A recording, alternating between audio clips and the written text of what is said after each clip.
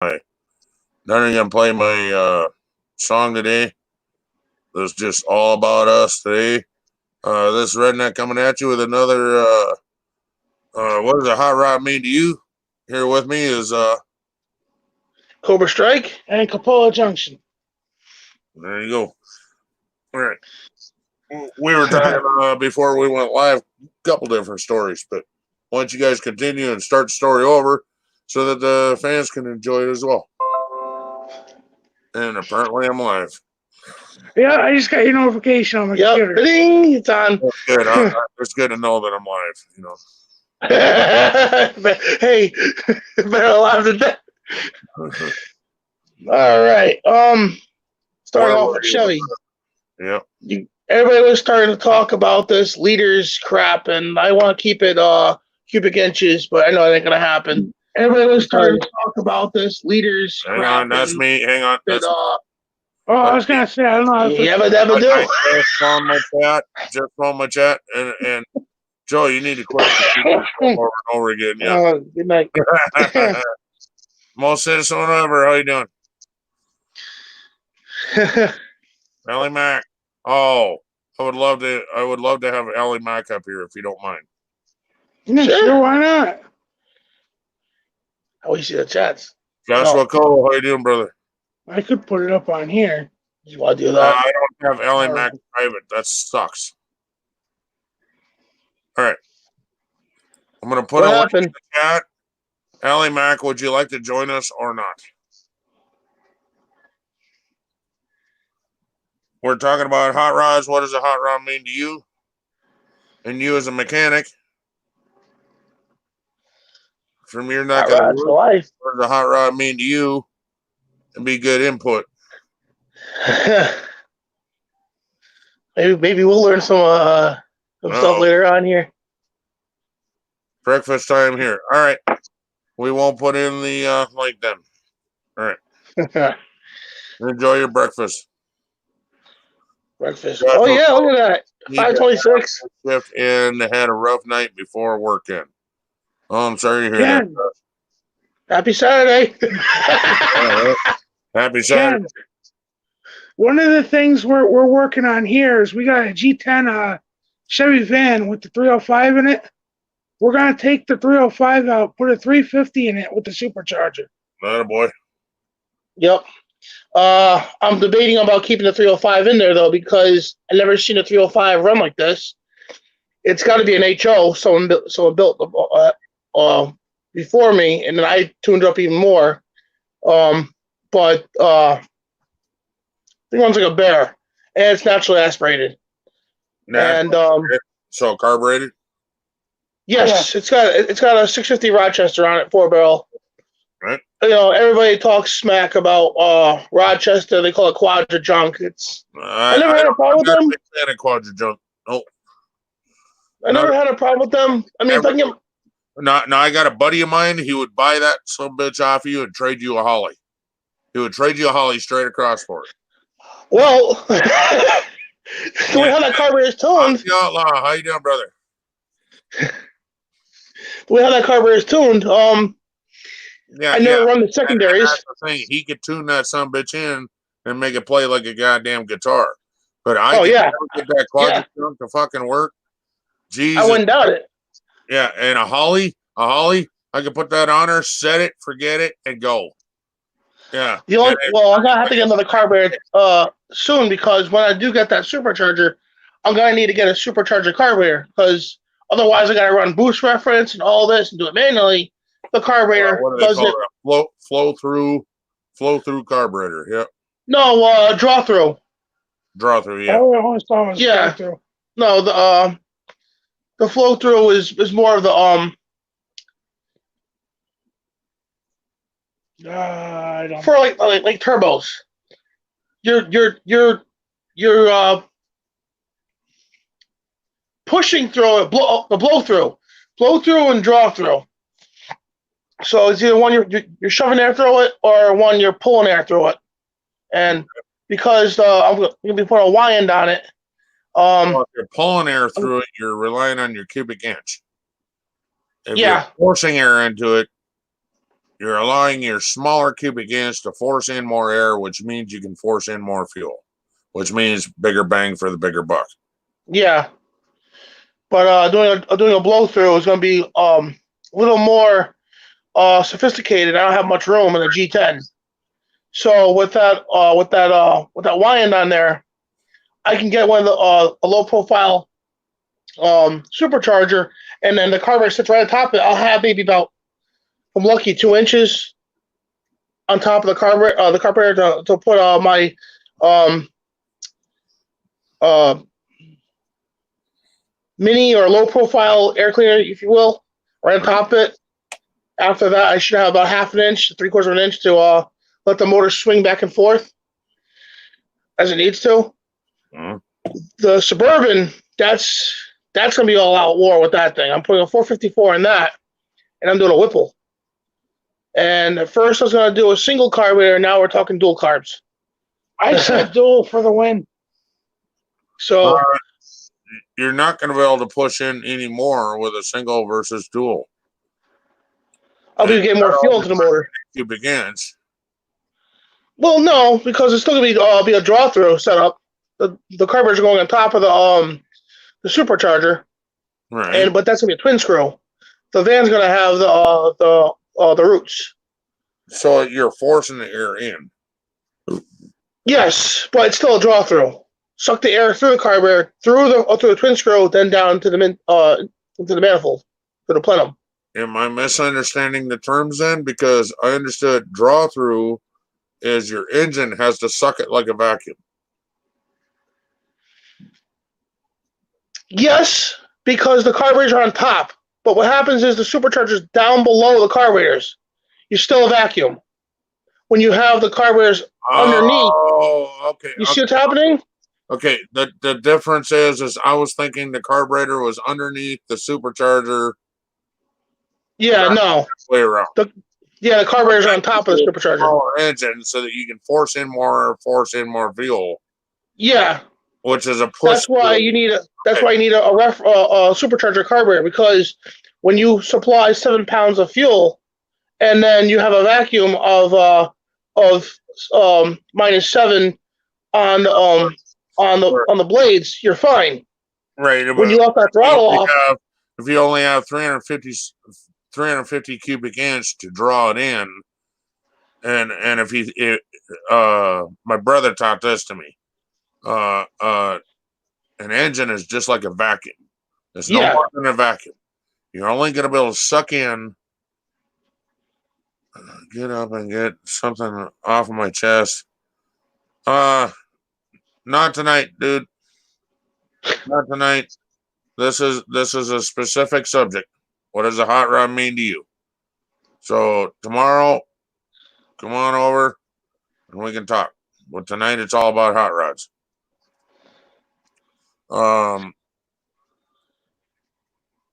Where was I going? You're talking about engine being a vacuum versus pushing air into it. Your vacuum is only so big, so therefore, no, don't be sorry, man. Don't be sorry. You owe me $1 for saying sorry. Anyway. You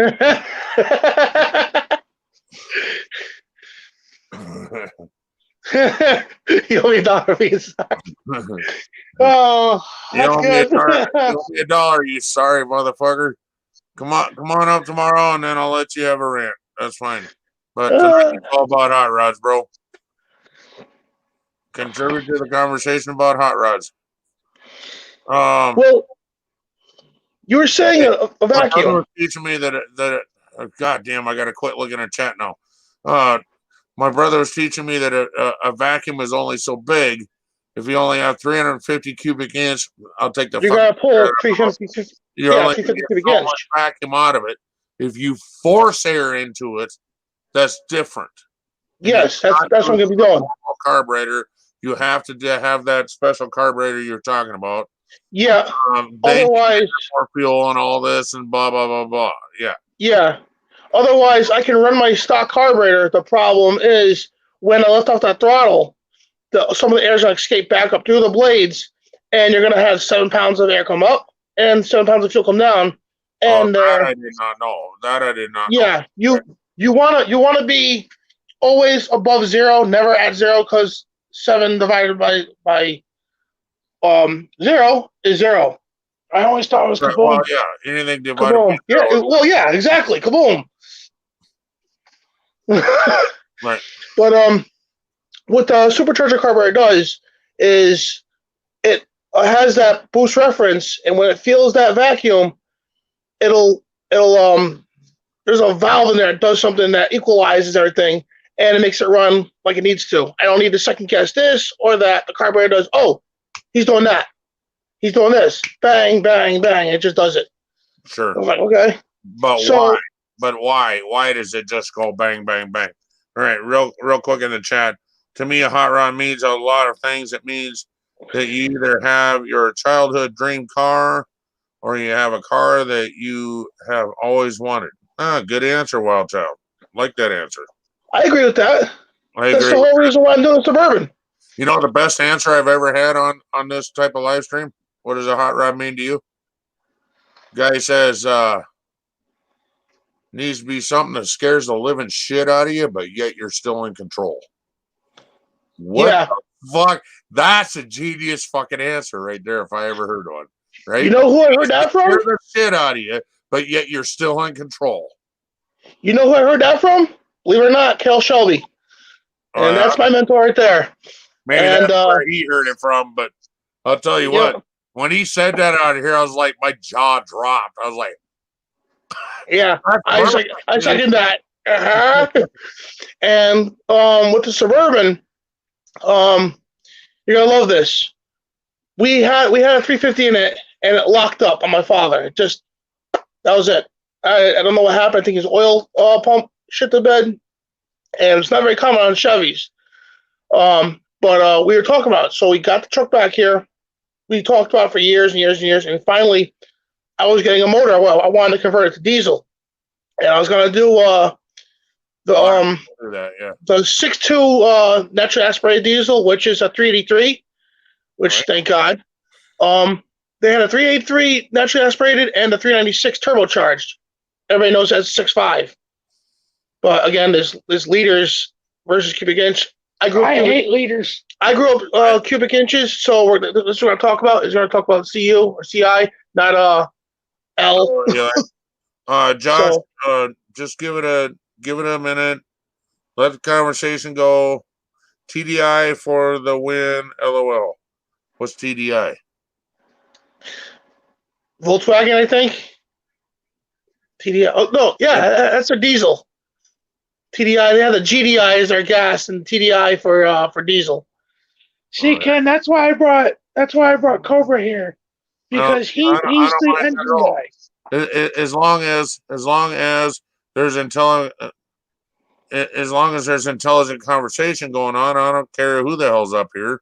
As long as it's Yeah. about fucking hot rods, man. I don't care if you think the next best thing for hot rod needs to be fucking battery powered. Okay, if you think that's a fucking hot rod, good for you, buddy. You know, tell us why you think it's a fucking hot rod. And I'll tell you what, after seeing Omar Gosh's fucking car, what the fuck, dude? Well, if you want lithium battery-powered battery underneath your car, ass, it's a hot rod. Yeah. Well, if the voltage drops and one of those cells the wrong way, it becomes a hot rod. Your ass is on fire. Yeah. Is having a hot rod wheelchair so I can speed down the streets and sidewalks of Seattle and chase trains even further than before. I want to build a hot rod wheelchair for Nancy with a 350 under that fucking thing. Do it. Oh, yeah. Do it. Do it. Yeah. Like do in it. what's it. that movie? E.T. E.T. Was that E.T. that the kid had? No. Hell, if you want, Somebody had a I'll even weld up a wheelchair. little cart for it on the back of it. You can. Somebody had a wheelchair. I don't remember what movie that was. And they had a hopped up 350 in that fucking wheelchair. And I was like, hell yeah, if I ever fucking lose my legs, that's my car. And I talk about how Wasn't that Johnny Five? I'll wait for a few minutes. What, But short circuit? Yeah. Wasn't that Johnny Five? give It it a might minute. have been. Where the guy's going down the road doing a wheelie in his wheelchair. Yep. You know, his hair's all back. See, my idea of a hot rod, Ken, is diesels that Silver are bullet. stone Silver cold. bullet. That's it. Silver bullet. Josh Silver just said it right there. Silver bullet. Josh is wild child. Yep. Hey, I why said, not? just give it a minute, Josh. Just give it a minute. Let the conversation go here. We're talking about numbers and all that with injection flow and all that shit. Yep. That's probably a little over the top of your head, right, brother? So just give it a minute. I know you have a hot rod story. I don't mind hot rod stories, but give the numbers a chance too. So us freaking car nerds do this shit too. So Redneck, here's a question for you. You're a Holly fan. How reliable are they? I'm not. I've heard some bad things about them, but but from what I've seen, it's the exact opposite. I've seen flawless numbers from Holly. But everybody I talk to, you don't want Holly, they're junk. You want Edelbrock. I mean, here's the difference between Edelbrock and Holly, and I'm also going to say the Quadrajet. okay, Holly is wet tested. wet tested. Wet tested with water. They force Okay, the amount of water they can force through that sumbitch. So when it says 650 CFM, it is 650 CFM yep, of I'm going through it. okay. Holly air tests it.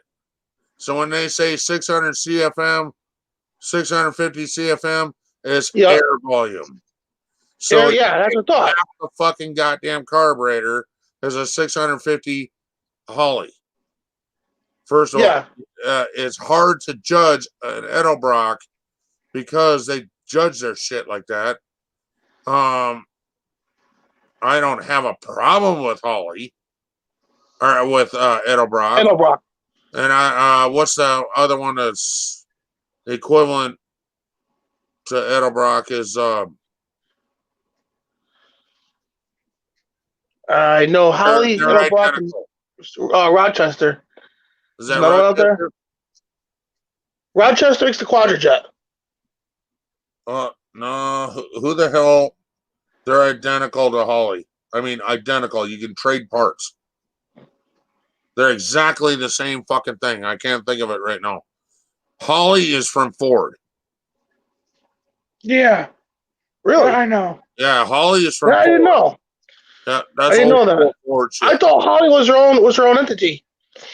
No, now they are.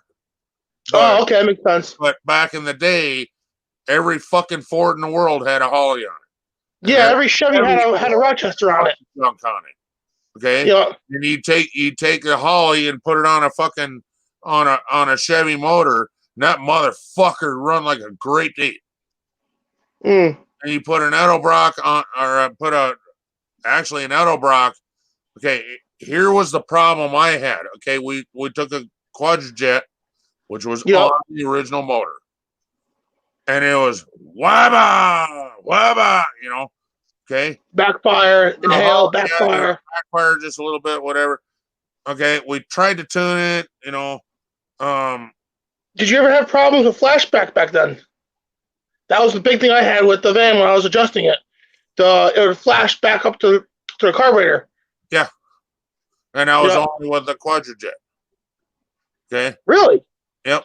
See, but then we put a Holly on there, and the problem we had with Holly is that it ran fucking great, right? I had that. Edelbrock. I had that. Edelbrock ran great. It ran great. It would run all day long. You could put an Edelbrock on there and it run all day long, and you could run it down the fucking street. Okay. Yeah. But when you revved it up and let off the gas, you go bah, bah. Okay. So now you put a Holly on there, same size. Wow. I mean, it fucking responded right fucking now. Same exact fucking engine. All we did was change carbs. Yeah. Yeah, that makes sense. Same We size. had a problem a couple of years back where we're coming back. And my brother found out that they air tested the Edelbrock and fucking wet test the Holly. And he's like, there's your fucking problem right there. Plus, Yep. their springs weren't as heavy duty, so now it's not going to snap back. And with the Quadrajet, we always had a problem with it backfiring, coming through the fucking top. Yeah, So flashback. Gas and go poof, poof, poof. And you'd I only had the problem with the flashback on that when the secondaries were closing. I suck air into the secondaries, and when I got off them, that's when I do that. But the way I tuned it, I'm never running off the secondaries. The secondaries are always closed, like a true Quadrajet. They only open when you need them. But the way how you got them was they partially opened, all right, and they partially open with. Not all carburetors had that flashback. Not all of them did. Holly, No. best fucking things in sliced bread. I'm sorry, but I love Holly. Yeah. From what I've been seeing, especially with Holly, is everybody's been saying when I go to the supercharger, go Holly, and from that's what I heard too. Yeah, yeah, and you it seems like the Holly has a better deal with superchargers. Edelbrock does. Edelbrock's great for naturally aspirated, but I know from what I've seen, everybody's been running Hollies, and they had no flashbacks, and they got that Demon carburetor set up underneath their belt, where Chevy, not Chevy, Rochester has a Quadrajet. They got this Demon set up, and that's a supercharger carburetor reference. Yep. All right. Dream says, what a hot rod means to me is people who have enormous care and love of making such a gorgeous car with enough power to blow the doors off the competition and make jaws drop as they drive by. Hi, guys. And I'm going to argue that, and I'm going to say it don't have to look good to be a hot rod. Damn right. Seriously, junky ass looking shit. And it will blow your freaking socks off if you dared freaking challenge him. I have literally seen. You start talking hot rods versus street rods at that point. No. A hot rod is a hot rod, right? Yeah, a hot rod's a hot rod. Okay. Yeah. So, what does a hot rod mean to you? Well, are you talking street rod? Does it have to be a street rod to be a hot rod to you? No. Okay. No. Is a rat rod a hot rod? It is. Yeah. Or yeah. It's the biggest piece of shit you've ever seen and drop a fucking big ass motor in that motherfucker. Looks like it's gonna fall in half, but you went underneath and supported everything with extra steel and shit. It looks like a pile of shit. But I'll tell you what. But it runs like a bear. Yeah. I actually watched a guy in a Pinto car took a fucking big block motor and shoved it in the back of that thing. A Pinto. A fucking Ford Pinto. Ugliest fucking thing known to man. Okay? Threw a fucking big block fucking Ford motor in the back of that fucker.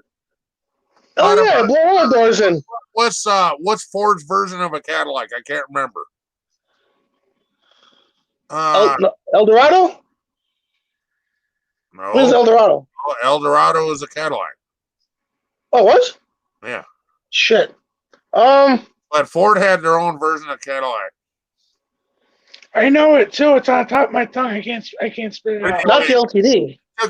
No. Took the motor out of that. It was a front wheel drive car stuck in the back of that fucking Pinto.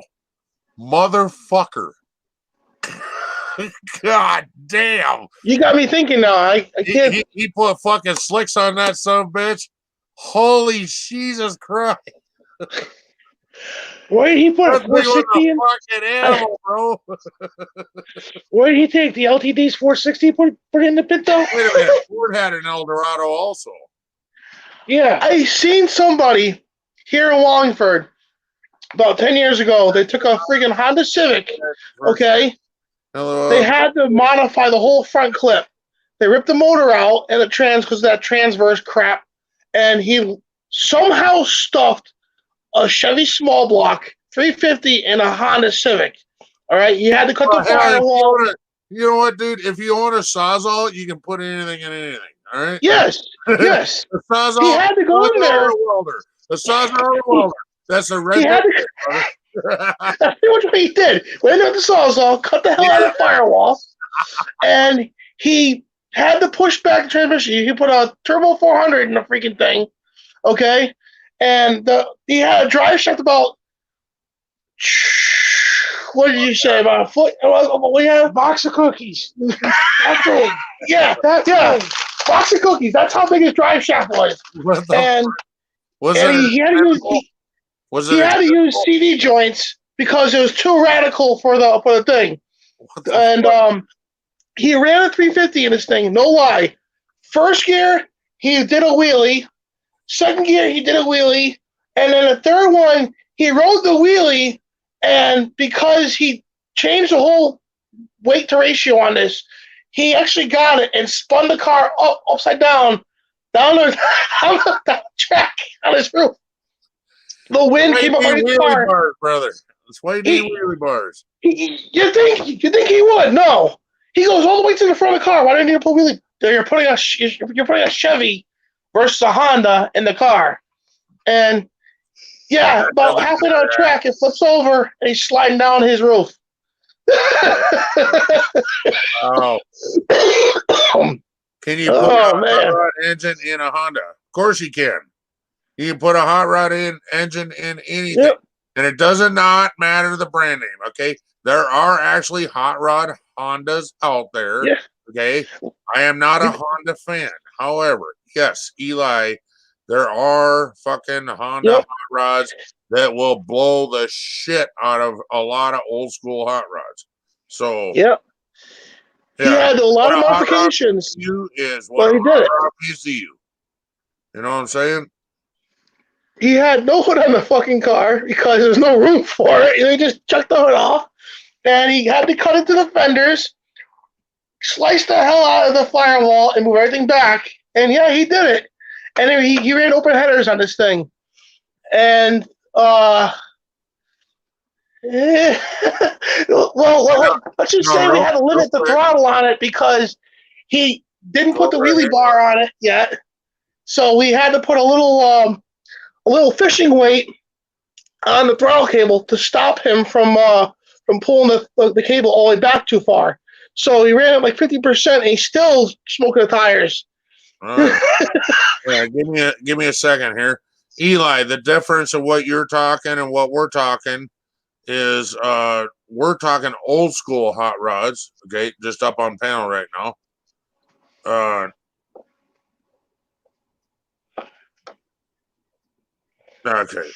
Okay. Give me a second, Ozzy. And what you're talking about is what do they call them? Tuners.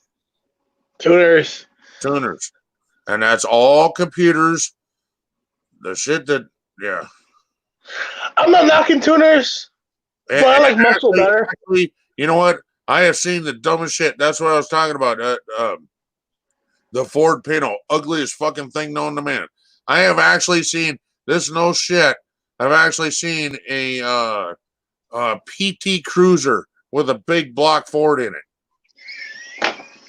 What the fuck? That thing was. I seen another one with Chevy in it. Okay? I mean, you're talking some badass shit. The engine was in the back. Okay, they ran it like a what do they call them? A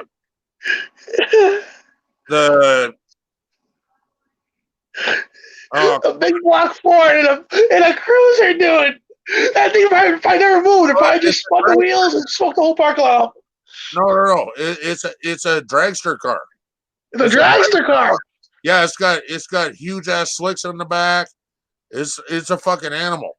The same. What is he running on? Like a 9-inch rear end? There's one with a 5. What's the big fucking Chevy motor?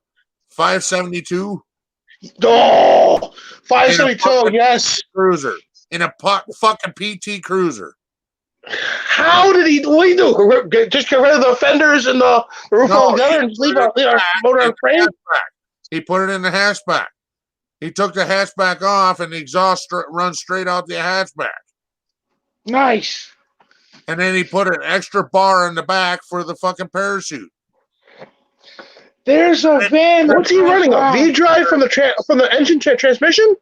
No, how's he doing that? 4 is not the biggest fucking Chevy motor. I'm sorry, it is not. There's a no. 454 was back in the day. 572 is the biggest fucking Chevy motor ever put out. Oh, I gotta hold you there. No, it's not anymore. Chevy came out with a new motor a couple years ago. The 632. What the fuck? Chevy made a 632 and it's supercharged. You know why? The fucking motor. They already broke the record and said, "Hey, hold my dick and watch this." The 632 they put out, it was supercharged. It's a crate motor. And the fucking motor ran away on a dyno. No shit. It put out something about 800 to 1,200 horsepower in the area, maybe 1050. It was 1250. 1250 for the 5. And they ran it for the 572. The motor twisted so hard it broke the dyno and ran away. Yep. The whole dyno jet was cocked like 45 degrees after the explosion happened. Just boom! The motor's upside down, and the whole machine's cocked sideways across the room. Yeah. And the dyno is supposed to be bolted to the ground. It ripped it out of the ground, threw it across the room. It was sideways, about 45 degrees, and the motor's upside down in the room on the ground. That's why I call a good day at the office. It is still running. It ran like shit, but it was running. The ground. It was like, hell yeah, Chevy. Where'd Ken go? We lost him. He'll be back. Hi, chat. Hey, everybody. Hi. I think since I mentioned the 632, he had to go. He had to go relieve himself.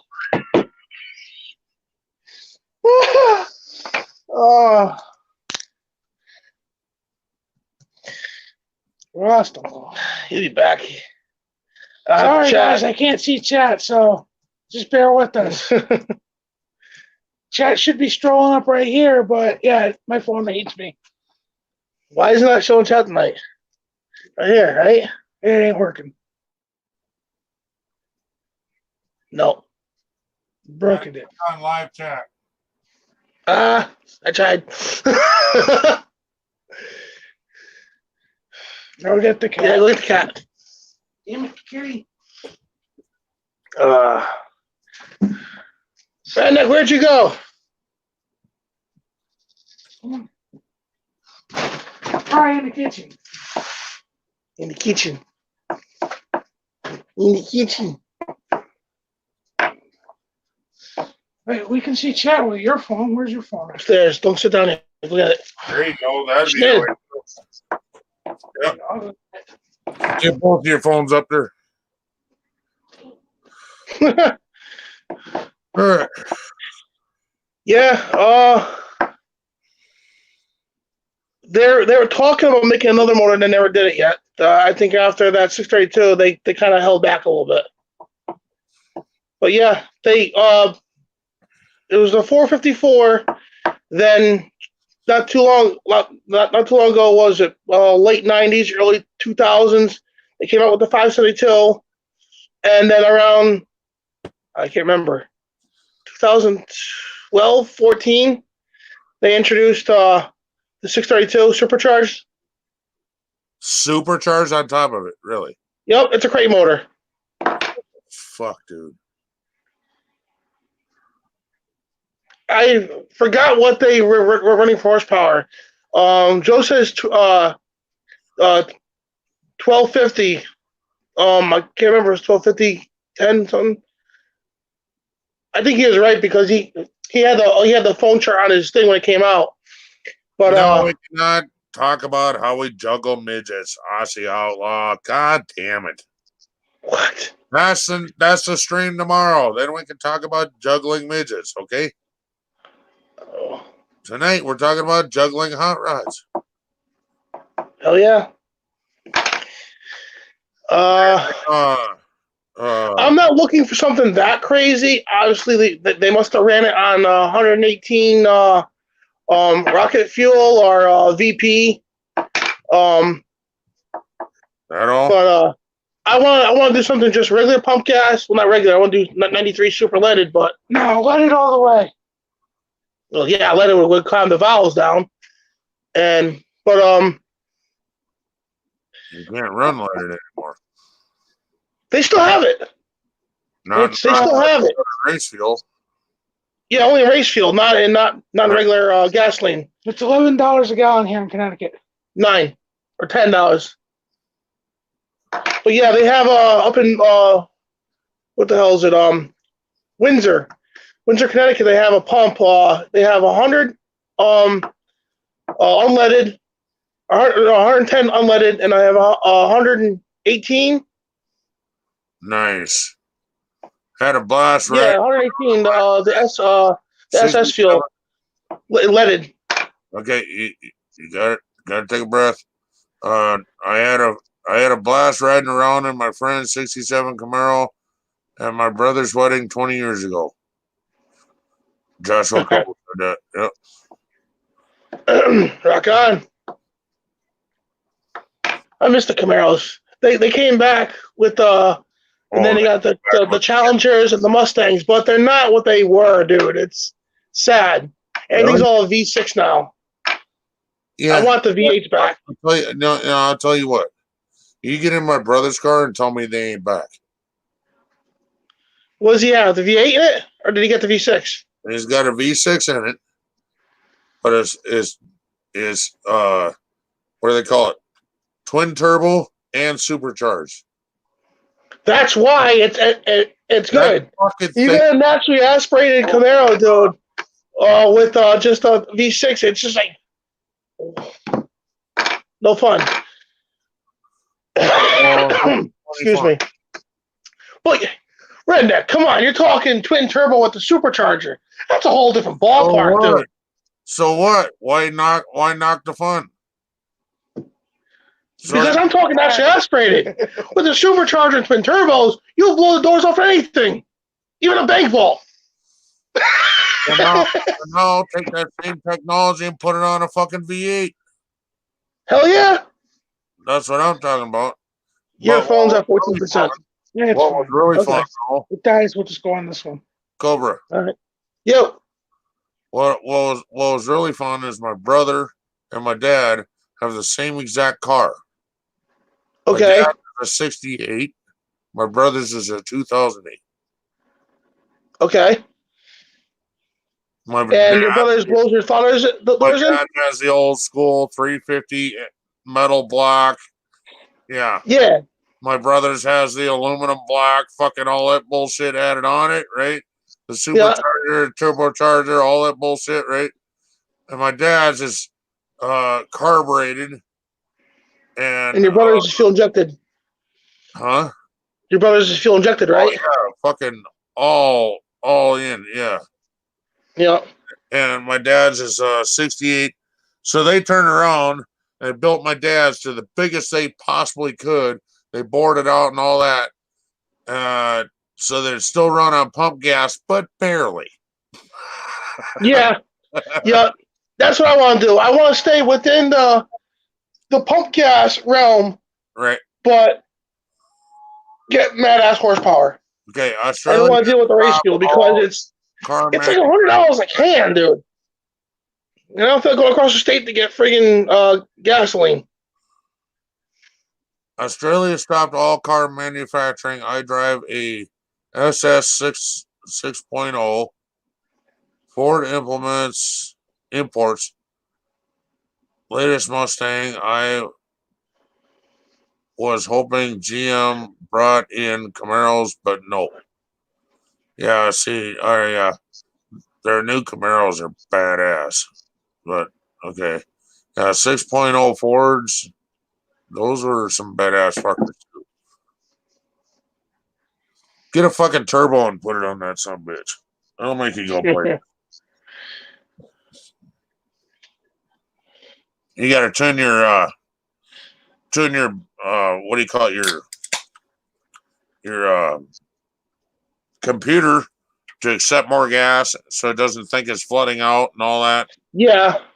Well, is your brother running bigger bigger injectors too? He's not running stock, is he? I don't know. That I don't know. All I know is he's got the 2008. My dad's got the 68. Yeah. And they're painted identical.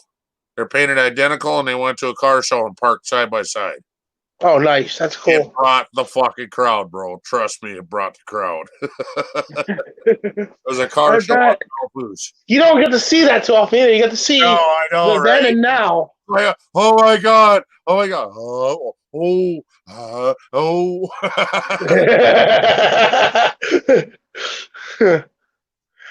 You couldn't but a V6 or a V8 here in UK cost like $350 a year. Okay, I don't know what you mean by that, but what was that you were talking about earlier about cutting a V8 into a V6? What did you? What were you guys using to weld the blocks back then?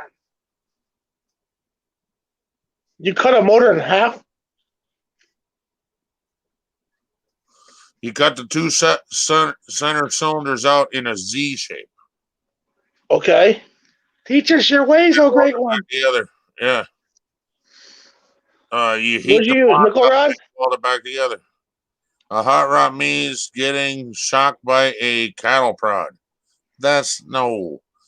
A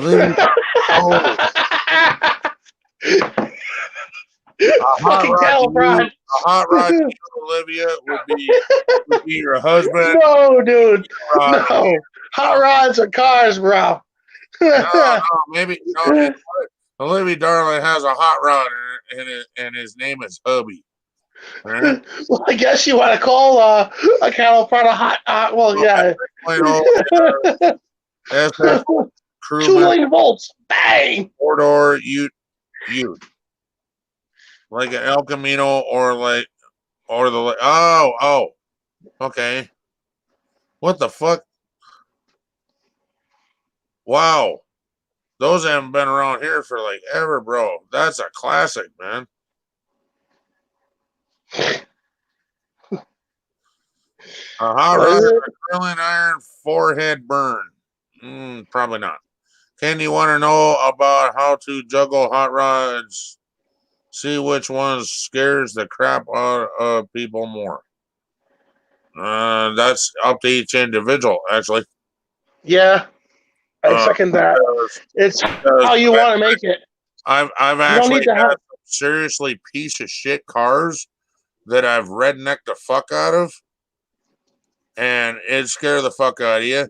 But it was all because it ran like shit. Okay, 350-inch tanks, 1.1 liter in fuel. So, yeah. What are you doing midnight? Scratch.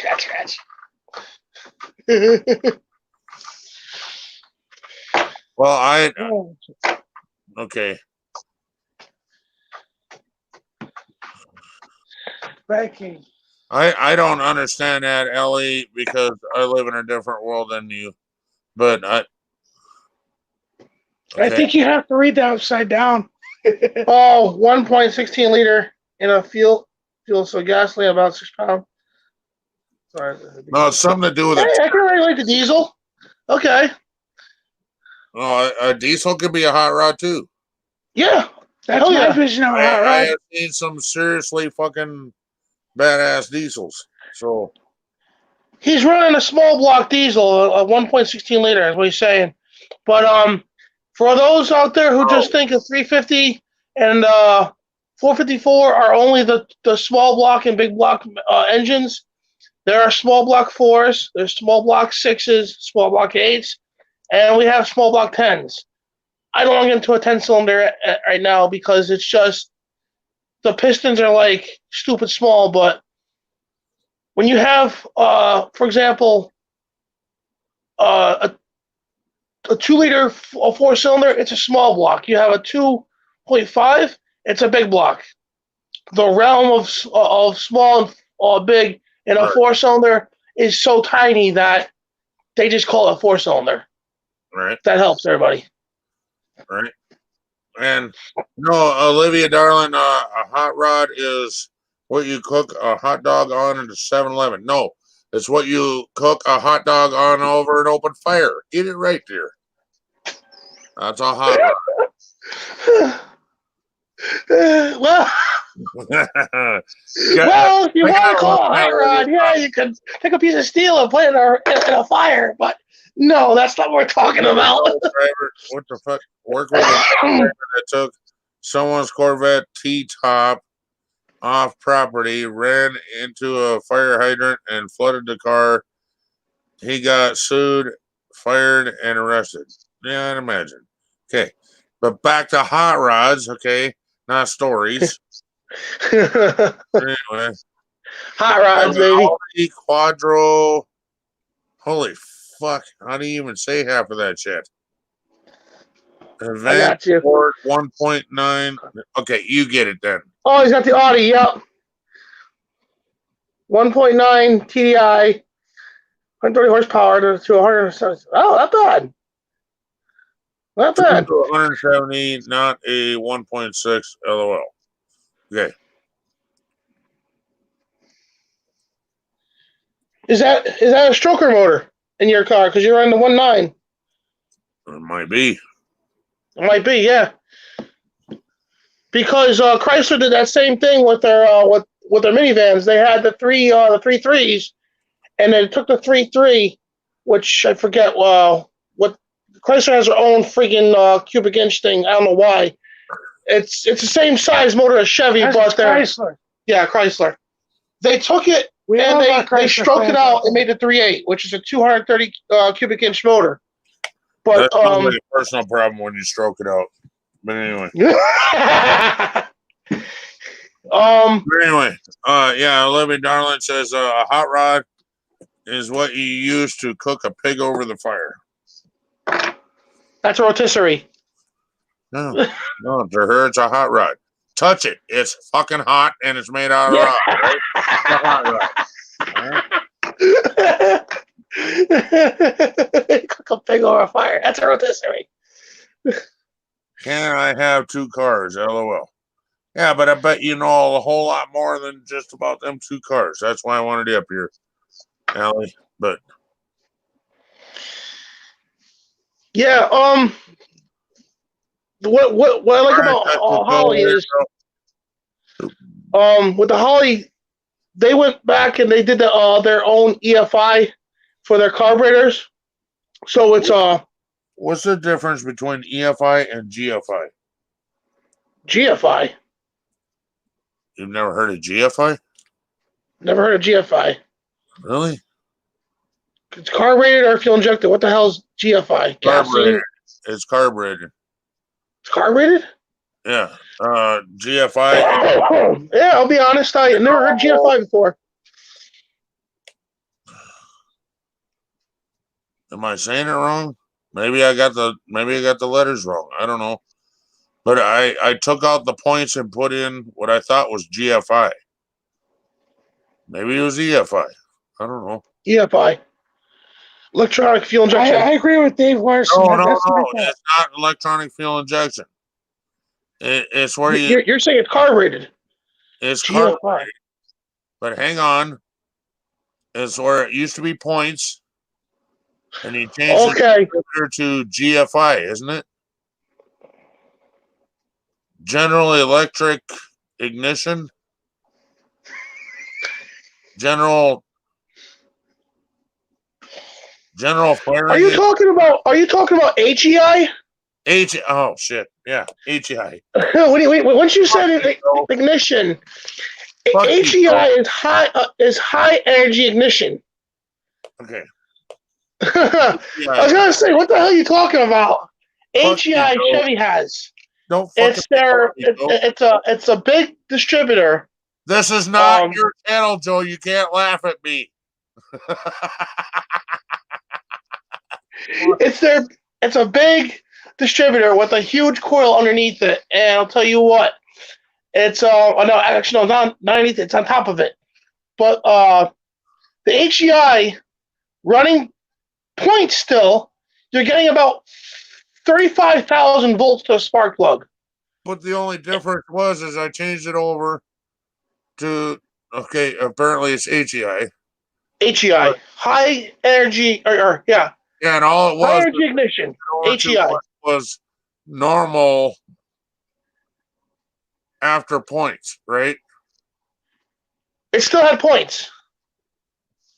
Mine did not have points. You never did the pickup coil on the bottom, then, have you? The pickup coil. Yeah, when you take off your cap on your HEI, you have the ignition coil on top of it. Underneath, you have your rotor button, and you have the vacuum advance, where you have your ignition module. Right. Underneath that is the pickup coil.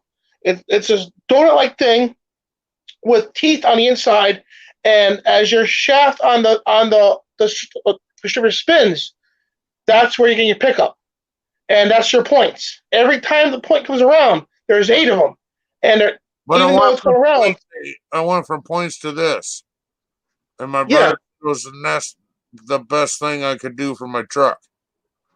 Did he run MSD? No. No, okay. Not he. It was my truck, and I found this. I bought it for $10. Somebody sold it to me, and then we went and rebuilt the thing before we put it in the truck, and it dropped in where the points used to be, and we put a brand new coil on the side. On the side? Did it look like here's your distributor? Did you have a can on the side of it? No. My Blazer has a distributor as well, but it does not have a separate coil.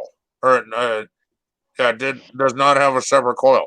This had to have a separate coil. The HEIs had their own coil on top of them.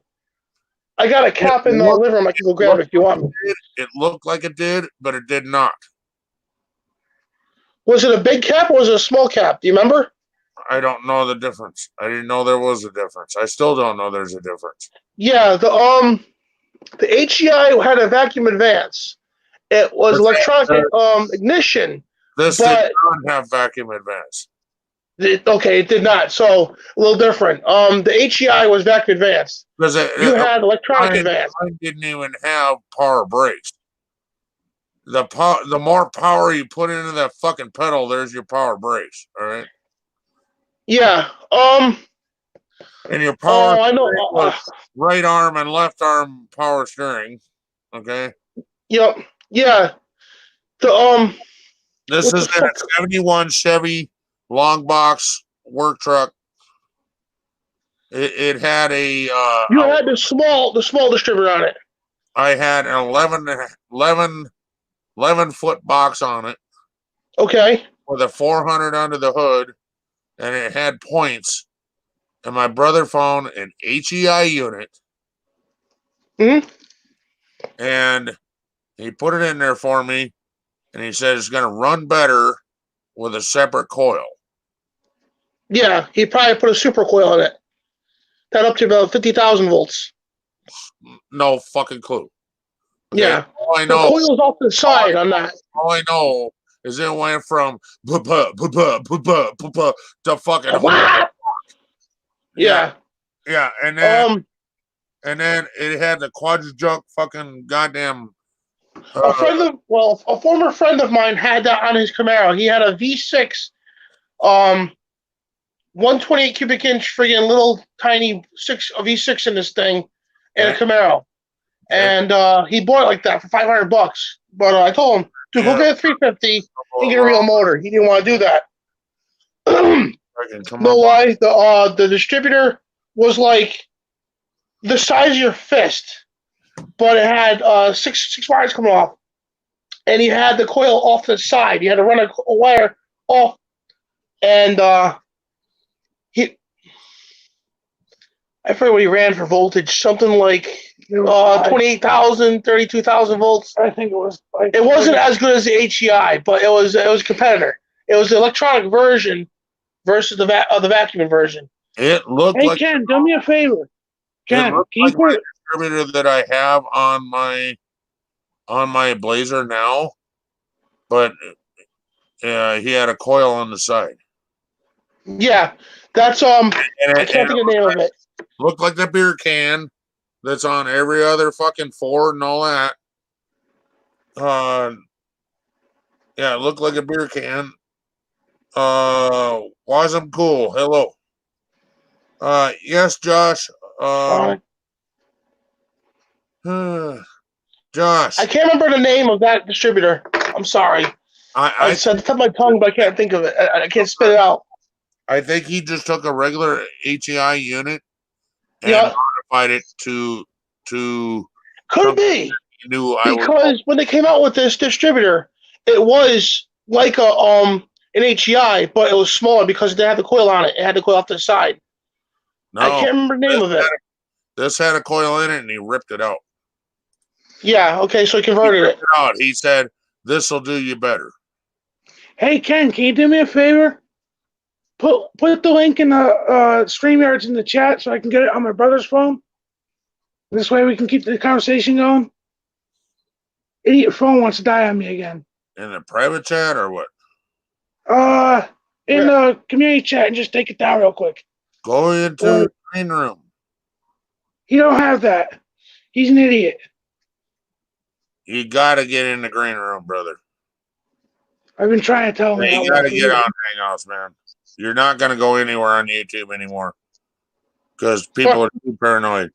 All right, but for Josh, right now, can you get that fixture for you, guys? So pay attention, both these. Pay attention, both these. Right now, because Josh Moore wants to come up and tell a story. He's got to run out to work in a few minutes.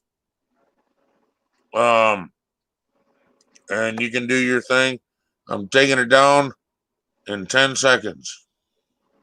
I count that high because I have my shoes off. Okay, I got it.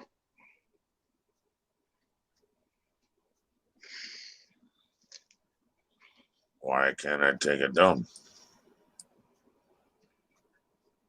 Come on. Really? It's like going down without a fight. Oh, goody. Daylight. Who is Wasm? You must know him, Cobra. What's that? Do you know Wasm? Sounds familiar. Just wondering who he is. I'm just saying hi, wondering who he is. Yeah, sounds familiar.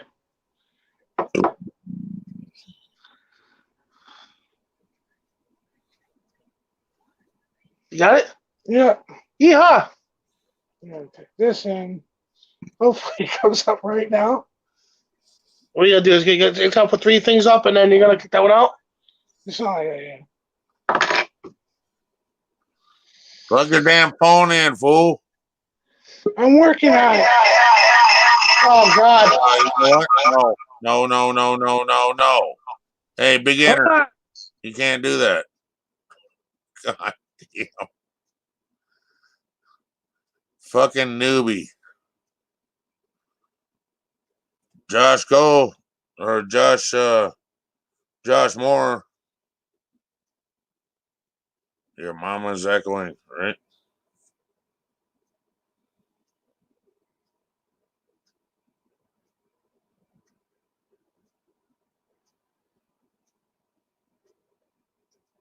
Well, apparently freaking Josh Moore didn't want to come up. Hey, we got it. Well, yeah, he died. Hey, Joe. What up? Newbie. Plug your phone in. And you can train while it's plugged in. And you can play the chat on your phone. Shut the volume off. Yeah, I was doing that with his. I was running the chat through Vin's phone. You can And my plug yours in while you're doing this live stream too. yeah, that's what I'm working on now. Giddy up. Get You got it done yet? her done. Dave Lopez, how you doing, brother? With Josh, less is more.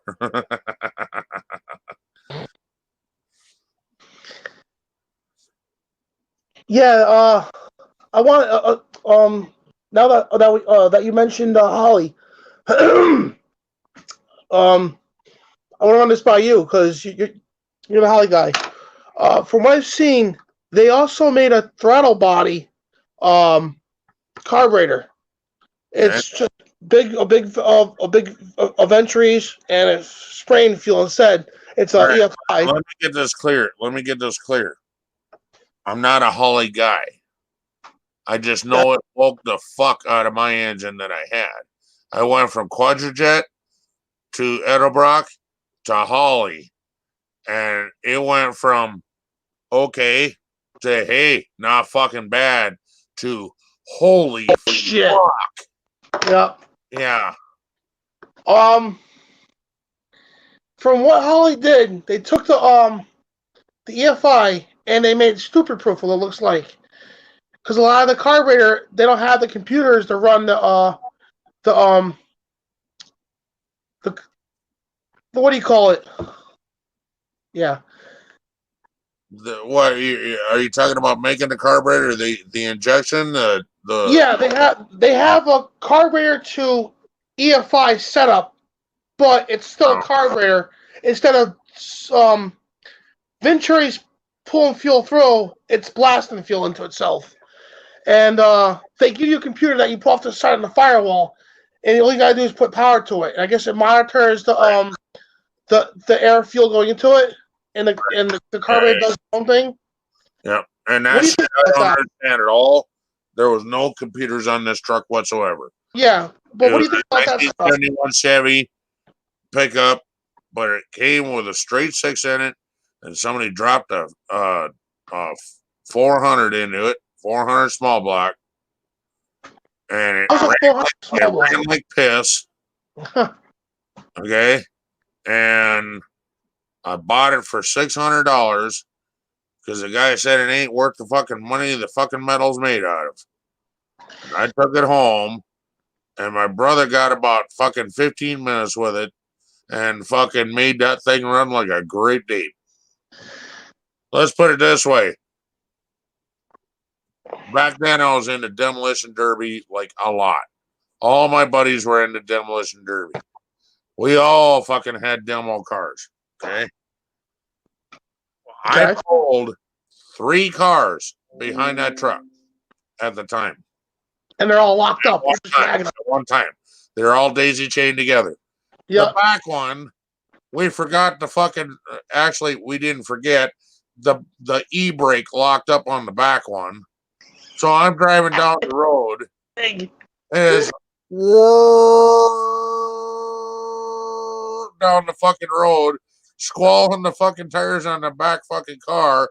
I kept hearing this fucking sound. I saw this coming. Not get the e-brake to fucking let loose. So we had to crawl underneath with a fucking bolt cutters and fucking cut the cable. Yep. Bolt cutters to cut the fucking cable because it would not fucking let go. Okay. Yep. And I'm hauling these 3 fucking cars to a demolition derby. Okay. That's how we did it. Was daisy chained all 3 of them together like a train. I was gonna say the thing locked up. Watch this. There's Josh Moore. Give me a second, Josh. Give me 1 second, Josh. Yeah, and I'm dragging these things behind my truck, and it's fully loaded down because I have not unloaded from work from the day before. It had 17 pieces of sheetrock in the back, and all my tools in the back. And sheetrock is 8 feet long, right? Yep. And 17 pieces is how high and how heavy. Okay, there's still a foot behind the fucking sheetrock that I could put all my tools. The shit was packed in there full of fucking tools. I me and which is now my ex-wife, and my daughter sitting in the middle on a fucking in a car seat, and I all I did was shift to drive, let my foot off the brake, and looked in the rear view mirror, and all the fucking cars started pulling forward, and I started hearing this, whoa, the fucking back tires on the fucking third fucking car back squalling because the tires are locked up. That's funny. All right, Josh. Um, Need you to do me a favor. How do we say this?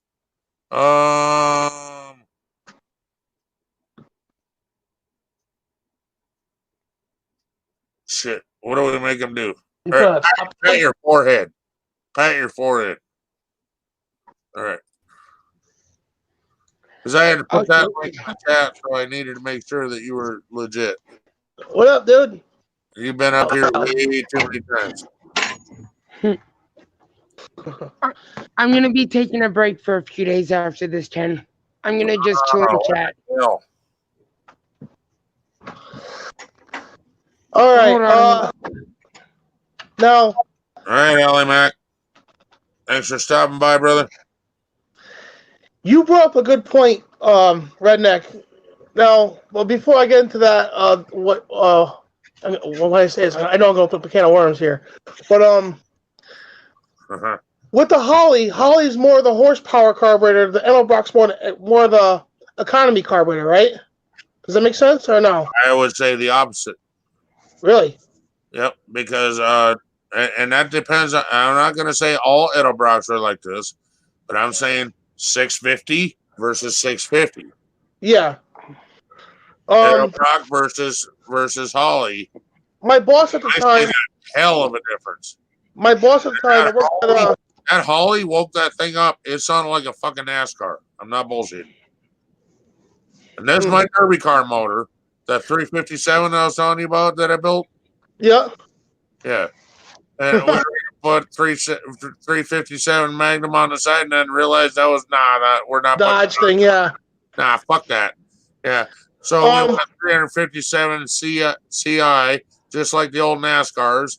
And that car was painted like Matt Kansas, number 17 car back when he was sponsored by.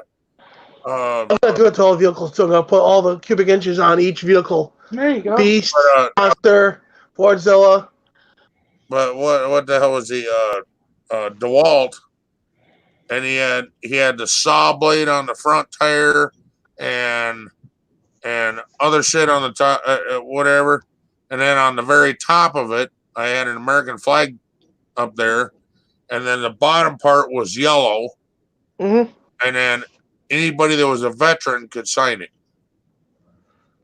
Didn't matter what branch you were from, you could sign the car. And I went to a bar, and that fucking yellow part of that car turned black quickly. My boss at the time, I got straight pipes coming out of the fucking hood with tractor flaps on the fucking top. Nice. Yeah. Fuck yeah, dude. That motherfucker sounded like a bitch. Hey, we hit the brow. This motherfucker wanted to eat you alive. My boss at the time, I worked at a cheapo rental here in Wallingford, and he showed me he had a tow truck. It was a 454. He had a Rochester on it, and he got 6 miles to the gallon with that motor. When he put an Edelbrock on there, he gained 10 miles to the gallon. He had to tweak the carburetor just a little bit, but wow. What does Holly do for We weren't worried about miles per gallon at that time. We're trying to tell him that. We wanted fucking horsepower. We wanted to fucking we wanted to shit and get, okay? We were building stupid shit back then, all right? I know. But this is what I learned from him. When he put the Edelbrock on there, he said I gained more miles to the gallon. But he goes, if you want horsepower, go Holly. And everybody's been telling me go Holly for power. All I know is Holly gave me response. Response. Yep. So Like, have you ever heard of NASCAR? Have you ever been close to a NASCAR? Like standing next to a NASCAR? Yeah. Have you heard them with the engine running? Yeah. I've been right next to one. Okay. Down next to the tree. The only way I can explain that is because when they're running it, it's got that idle, right? Yeah. Yeah. Wow. Yeah. It's on off, right? Yeah. That's what Holly did for me. Instant fucking response on the throttle. I want to go Holly when I do the superchargers. Just because they say. What's that? Okay, now, what a hot rod should mean to people is not a specific kind of car. Whatever, like if it's a muscle car or a truck, or even just like a car that you modified.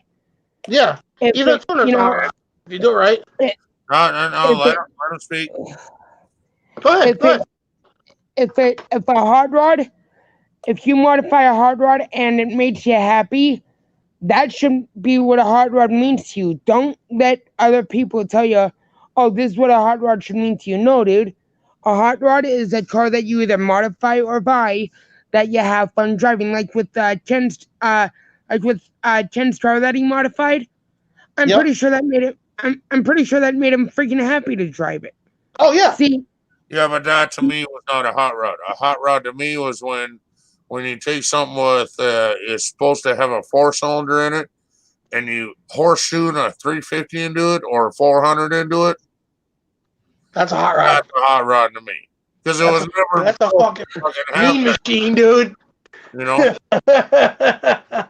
That's just my version of a hot rod. Okay. But like I said, a hot rod is any type of muscle car that you got, like from all the way from the 65 Mustang all the way up to these freaking Mustang GTs they have now. People consider those hot rods, and yes, I have, I'll be honest, I haven't stood next to a NASCAR personally, but I've heard it, but I've heard it to where the cars are actually freaking going without the commentators talking on TV, and they sound loud as fuck. Same, brother, I'm talking. Oh yeah, they're running like fucking wow, that thing's fucking cool as shit, but they're not near as loud as my van. What are you running for exhaust? Nothing. Open headers. Yeah, open headers. Hell yeah. Yeah. I'm doing the same for my van. Josh is talking about all these hot rod cars and muscle cars and shit. Mine's a minivan, brother. Minivan? Well, minivan with a 350 in it. Well, see, even a minivan can freaking be a hot rod if you modify it the right way. But if of course.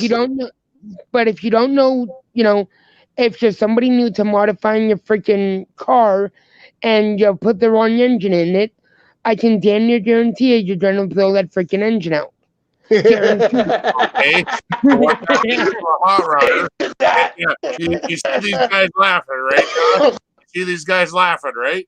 James, the reason they're laughing is because they've been there, done that. And they've done that. Fuck yeah. It's time to rebuild. A friend of, my sister's ex-boyfriend at the time, we were good with cars. He had his little, he had a, what the fuck does he have? Pontiac? He had a 4-cylinder in this thing.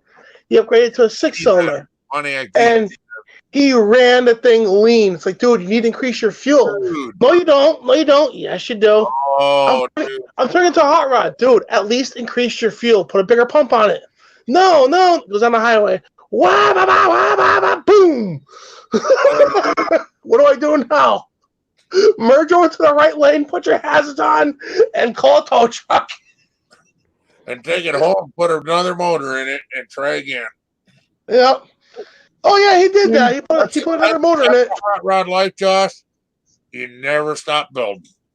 He bought a new motor. He put it in, and he crashed the thing a week later. He goes, I'm getting rid of the car. What? And see, guys, I've legit seen freaking videos of people in these freaking muscle cars. They decide to show off, and they're and they lose control of it and they just screw it up. And that's the other Yeah. thing that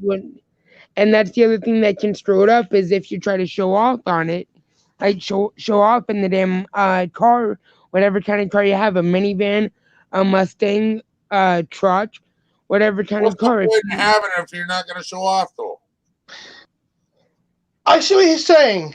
You can show off, but be reasonable about it. Don't go from 130 horsepower to 1,000 horsepower and think you're going to be king shit, because once you touch that throttle, you better have the skills to back it up, because Well, yeah, you got to have the skills to back it up, but I'm saying, yeah, but you want to show it off. what's the point of having a hot rod if you're not going to show off? Look, Thank you. Okay, good point. Good point. yes, You're but this not going to do is where I'm getting my point at. don't even have it. You might as well give it to your grandpa so he can show you how to fucking run the motherfucker, right? Exactly, because, Huh? because Right? what he's saying is, I can relate this. If you go from a little shit box 130 horsepower vehicle and you shoot up to 850, 1,000 horsepower, Do not Okay. go from your fucking little fucking shoebox fucking car and jump in my van and think you're gonna run your shit. Okay? yeah, It's not. Yep. Exactly. these people try to hop it up so much that, hey, you realize you're going to be putting more power to this thing. Maybe you should take the extra $500 in your pocket and put ladder bars on the car, because Or wheelie bars. or wheelie bars, even better. But the traction bars will keep the car down and from twisting. The wheelie bars will keep your front end down the ground. You need to keep the car from twisting like a pretzel, which happens. That made me. Hey, you done it too. Hey, You done it too. I twisted a frame on my mom's truck. I helped her out. I fucking souped up. She had a 351 in it. We beefed this motor up, put a new cam in it, new exhaust, new injector. All right. And she had a C6 transmission in this thing. Hey, hold Hold on, Joe. You need to talk to your brother about that 118 octane fuel. That does not go in everything. That Okay. was me. I said Yeah, 118. I know. That's why I said that. You do not put 118 octane fuel in everything. My tractor No, was you don't. And the reason why I say that, They'll burn up. 110%, you can put it in there, it'll run, but it's not good for your motor. No. That 118 octane is there for a reason. Most engines run off of 95 octane or less. Yeah, I run 93 all the time. Most engines run off of 85. Okay? If you put 118 in there, yeah, it'll run. But it ain't gonna 87. 85 is that alcohol crap. No, it's not. 85? 85 here is non-ethanol. 95 is with ethanol. Oh. We have 87 out here with that at the moment. But Okay. anyway, my Oh whole yeah, okay, makes sense. I see the paperwork when it said that, but hold on. My whole point is your compression. If you need 118 octane, like my brother's truck, if you put regular 95 octane in that thing, it'll you'll run blow water like up. you added fucking water to the gasoline. Okay? If Yeah, you it's put 118 in there, it's gonna run like a Great Dane. There's a hell of a difference in the compression. If you Yeah. don't have compression, You want to octane for compression. you're wasting your fucking money putting it in there. Well, Yep. hey, Ken, Joe, Cobra, I gotta head out because I gotta get ready to go to work. So y'all have a good day or good night or whatever time frame you guys got. Hey. But I'm Okay. out of Hot here. rods, man. Dream of hot rods. You know, Rods. Dream of hot rods and stay redneck. Oh yeah. yep, stay in there, dude. All right. Later, guys. I'm out of here. Be safe, man. Hey Lisa. You too. By the way, hi Lisa. Talk to you guys later. Bye. Bye bye. In case you didn't hear me, hi Lisa. Haley. Lisa. Lisa. Sorry. A lot of people like to talk to them, but they abbreviate. Okay, Lisa. Lisa from the Ladies and Gentlemen Roundtable. Yep. Yeah, I've seen it happen. Like my mom's truck, we did that, and I ended up after a frame with a 428. Mustang had a 428. I've heard someone do that. Is that the boss? Is that the boss setup?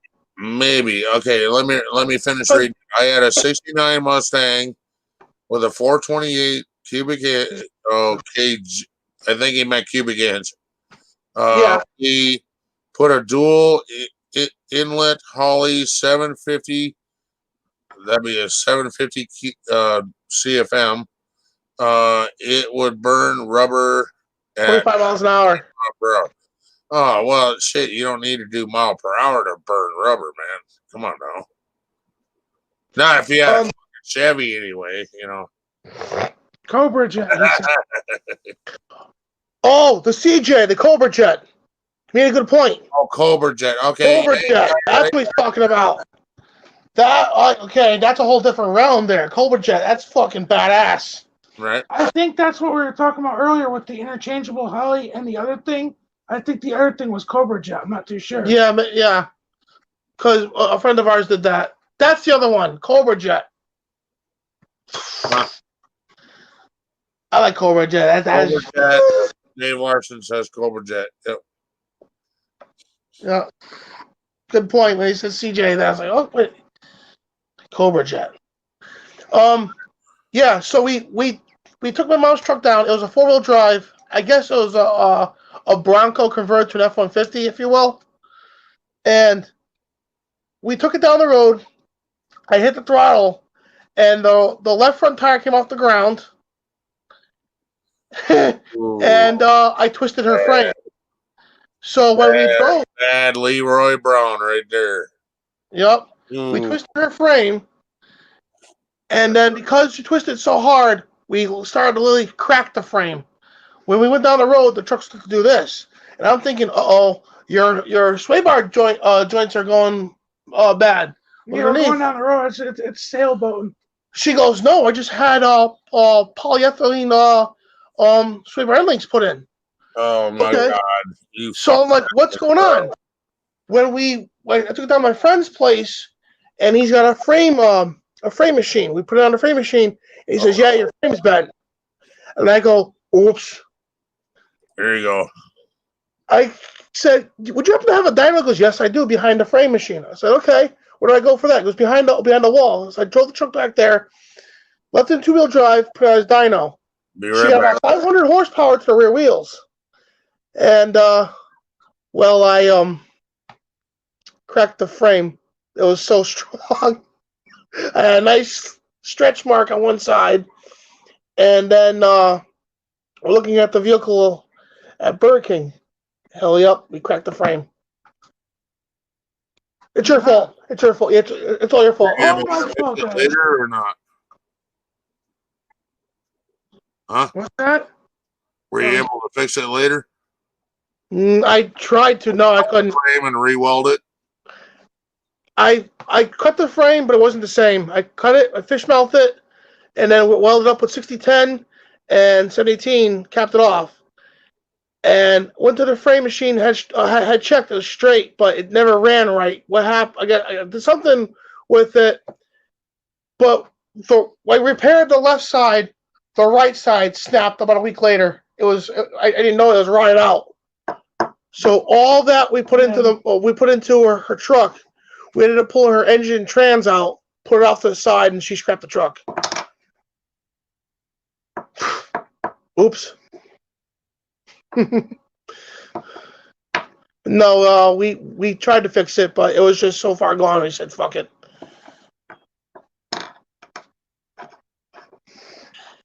Ford. I know. Why a Chevy? That's what Ford stands for. Yeah. Ford's great if you leave it alone and keep it stock and do some minor mods to it. I know there's people on this channel now saying, the hell you. But I never had a problem with Chevy. Ford, unless you're running a Super Duty, don't mod it much, and don't mod your mom's F-150. Moving along now, before I get a gun to my head.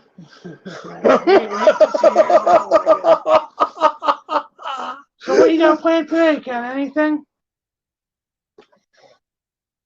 I think you want to go use the little boy's room. He made a good point. I'm gonna bring up. I'm gonna probably open up a can of worms about this, about small block and big block, and let's see what happens in a minute with everybody else. Maybe the chat can help us out. The people's. Otherwise, I don't understand it.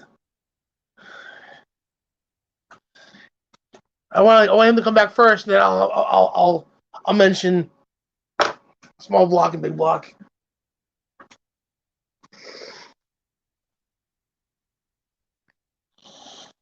What are you saying?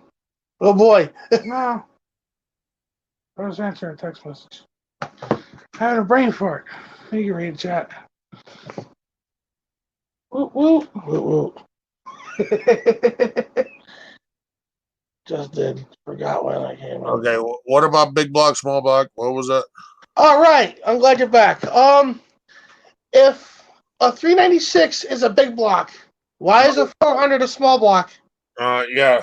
I don't know why, but I yeah. even heard the term with the 427s. Why everybody says like the Cobras, it's a big block. A lot of people say in the smaller cars, it's a. They also have a 400 small block and a 400 big block as well. Yeah. Is that the line of big and small?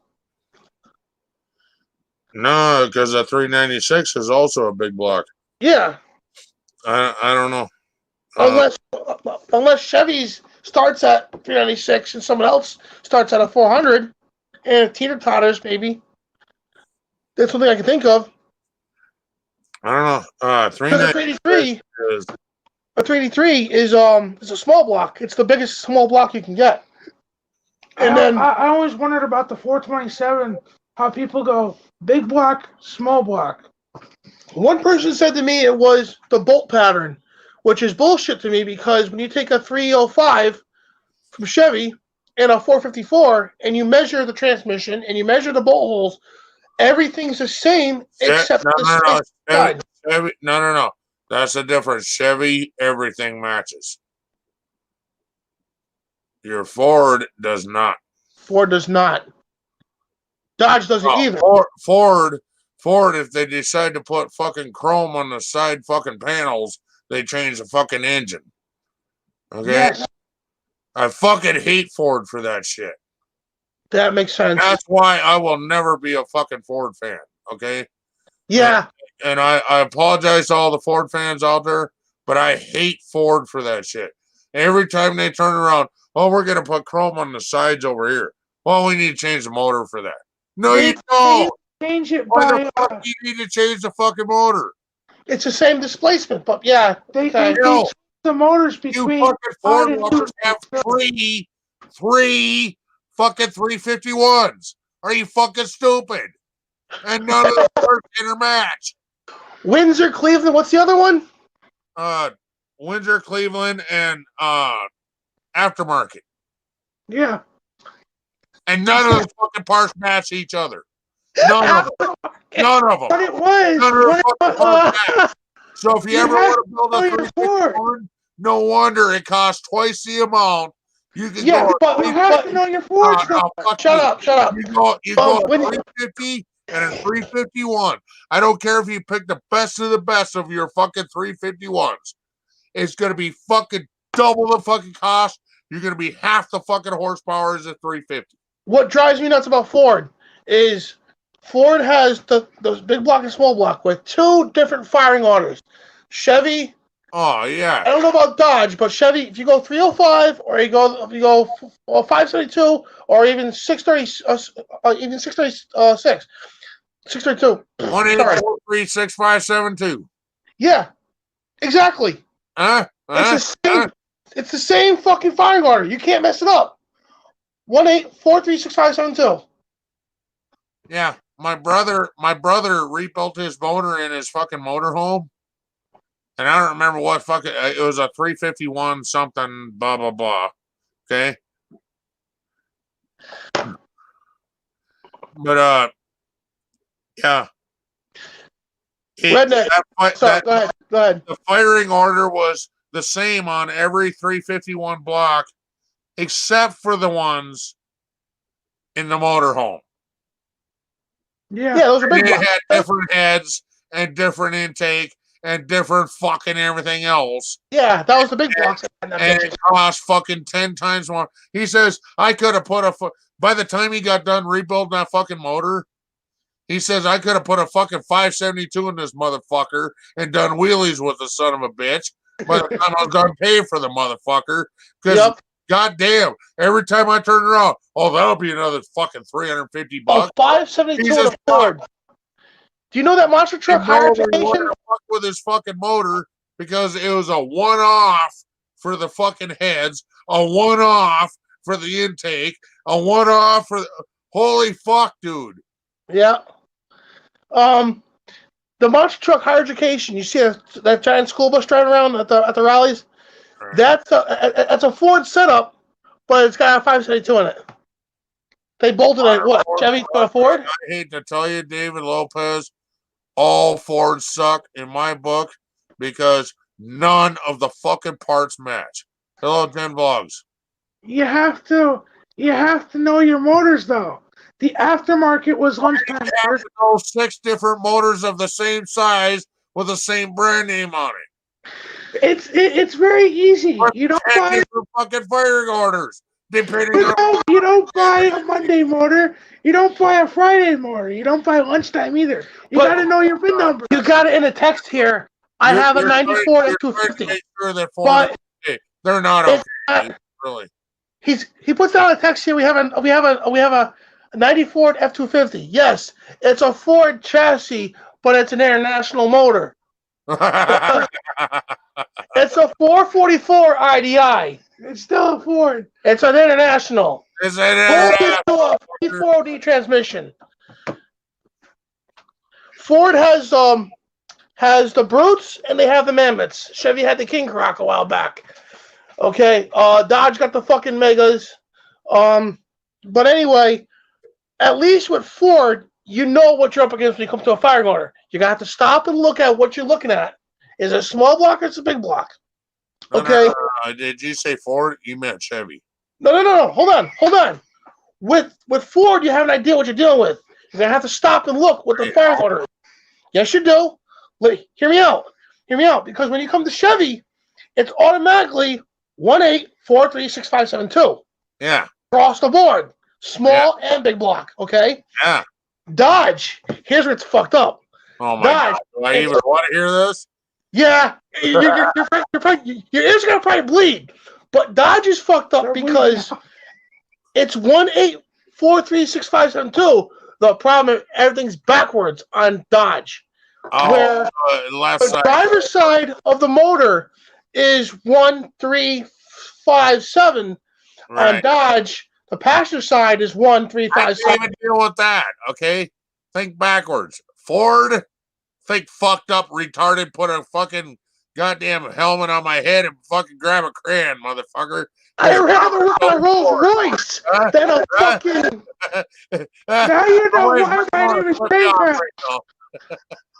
I'd rather work on a Rolls Royce than a fucking Dodge. And Rolls Royce can't make cars to save their life. All right? They can make jet engines. Beautiful. They can fly a plane. Beautiful. But Rolls Royce should have no business with fucking cars. Okay? You hit a pothole, the whole frame is turned into a pretzel. A fucking umbrella in the car is $1,000. The trucks I used for snow plowing did me well. Well, you know what? Back in the day, Fords were the only fucking engines I used to run in a derby car. Want to know why? Why? They would start when they were hot. Yeah, that's true. But then we figured out how to fucking modify a Chevy to do the same shit All that was timing. Yeah. Yeah. And now you're talking. You Just put retarded timing a little bit, you'd be fine. yeah. From So 10 you're to 8, timing on 4. a Chevy. So what's that say? Okay. Now you take a perfectly good Chevy and you make it retarded. Okay, now you have a Ford. Okay. Okay. I love you, Joe. Oh, I gotta bust your balls, dude. yeah. I'm a Ford guy. I love it. I know you're a Ford guy. That's why I bust your balls. we were running I run 93 octane and everything. Honestly, you Okay. retard the timing. You retard the timing. Yeah. And then you make sure and run your transmission into okay, we ran the transmission lines. You got your in and out that normally go to your radiator up front. Yeah. Okay. You Put run a it cooler on that. back of the car into a cooler, into a piece of coiled up copper wire or copper tubing, right? Uh-huh. You run the line back into the transmission, okay, and you bury that motherfucker in ice, and now your Ford engine won't explode. Redneck, you just turned a transmission cooler into a fucking kegerator. So you can chill your beer while cool up your tranny. Yeah. And because it's hooked to your engine will not overheat. We used to take the radiator completely out, take the clutch fan out. Okay. Run a flex fan. Huh? Run a flex fan, right? Clutch fan. Yeah, you take the clutch fan out. And you put in an electric fan. Electric fan.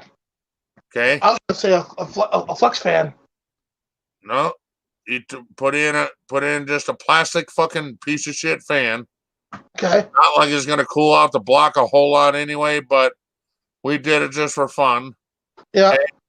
And then where the radiator hoses normally hooked up, you just hook a fucking 4-foot fucking piece of pipe in the bottom down there and connect them back together.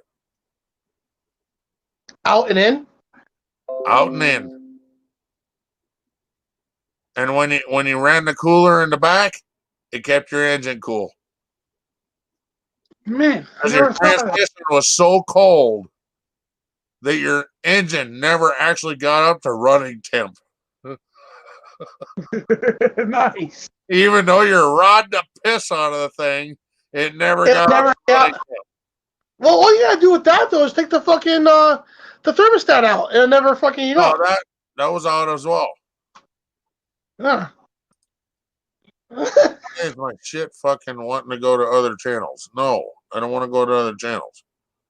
My favorite truck was a F350 dump 4x4 with a 460 automatic and an 8-foot Western plow. It had posse front and back. Nice. You don't get that too much in the front. Hey, each of their own division, Now if you want to, my dad's nickname Ford Fraud. Fraud, yep. Fraud. Blog says my dad nicknamed Ford Fraud. All right, there you go, Joe. So Fraud, yep. Just for you. Hey, remember at the end of the day, Ken, okay? You all came from Ford. Remember that. Yeah, but no. I got this. But we learned from your fucking stupid mistakes and made a Chevy. All right. So shut up. Peace out. I'm out of here. And don't forget, you say you're first on race day. It's because you're still there from last week. You still broke down. Oh. Fucked on race day. There you go. Oh, God. You might be first on race day, but you're still there from last week when you broke down. Well, You know it. hey, at least Ford made it to the racetrack. Dodge wouldn't. Yeah, right. Well, They broke down on the side of the fucking road trying to get there the first week. I'm sorry, everybody, but no, Dodge doesn't work. It just doesn't work. Okay, they didn't leave Ford; they're kicked out of Ford. However, one thing I will say is Dodge has one fuck of a fucking motor. And that is what, the 60? They got one fuck of a motor, but they cannot figure out for their asses how to build a fucking transmission. Okay. So if you can't take that power and put it to the fucking wheels, how the fuck do you even know if you got a good motor or not? All right. Want to hear something funny? I had the opposite set. They don't know how to make a motor. They made the transmission's pretty good on my end. But then again, I've had the opposite. There's a speed limit sign here in Connecticut on Route 8. It says Chevy, 65 miles an hour. Ford, do the best you can. Dodge, local tow number. every Dodge I've owned, they're gas-hungry fucking pigs. They go nowhere fast. All right? And I don't know what it is. They supposedly fixed this problem. I doubt it. But 89 through 2000, they ran their electrical through their headlight switch. Why? I don't know. And to run the windows, to run ignition, to run everything else, the power goes through the fucking headlight switch, then down through the dashboard. When you run your high beams on and you touch that headlight switch, it's fucking hot. All right, we're getting really prejudiced here, so I'm going to read some of the comments. We got to let the hate too. All right, David Lopez says our biggest truck is a Ford turbo diesel. Haven't got stuck. Pull everyone else out. You know what? I got stuck in my Chevy, and I was so fucking embarrassed that a Ford guy fucking come over and offered to pull me out. I was like, nah, I'd rather dig myself out because there's a guy right up there that's watching me with his binoculars that owns a Ford. I would never fucking hear the end of it. Ford with their turbo diesels. It's an interesting statement. There's another prejudice thing coming in there now too. When Ford was with International, they made great trucks. But I will tell you, Chevy Blazer sucks my balls. The late Chevy Blazer S10 sucks my balls. Oh, I know. S10, when it was the K5, it was awesome. Why the fuck do they even have four-wheel drive in them? It wasn't the four-wheel drive that was the problem. That cluster setup with the buttons that they did with the Blazer sucks. No, the fucking frame is fucking 6 inches off the ground. The body's 10 inches off the ground, but the frame is 6 inches off the ground. So you get fucking high-centered all the fucking time. You sure it's the frame, not the T-case? Because when you look down at the T-case, the T-case hangs lower than the frame. Side of the vehicle, dude. Well, I always seen people smash their T-cases on the friggin' on the S10 Blazers. My dad's Challenger that I got when he died hauls ass. I can get somewhere quick. It was his midlife crisis car. Hey. Biggest.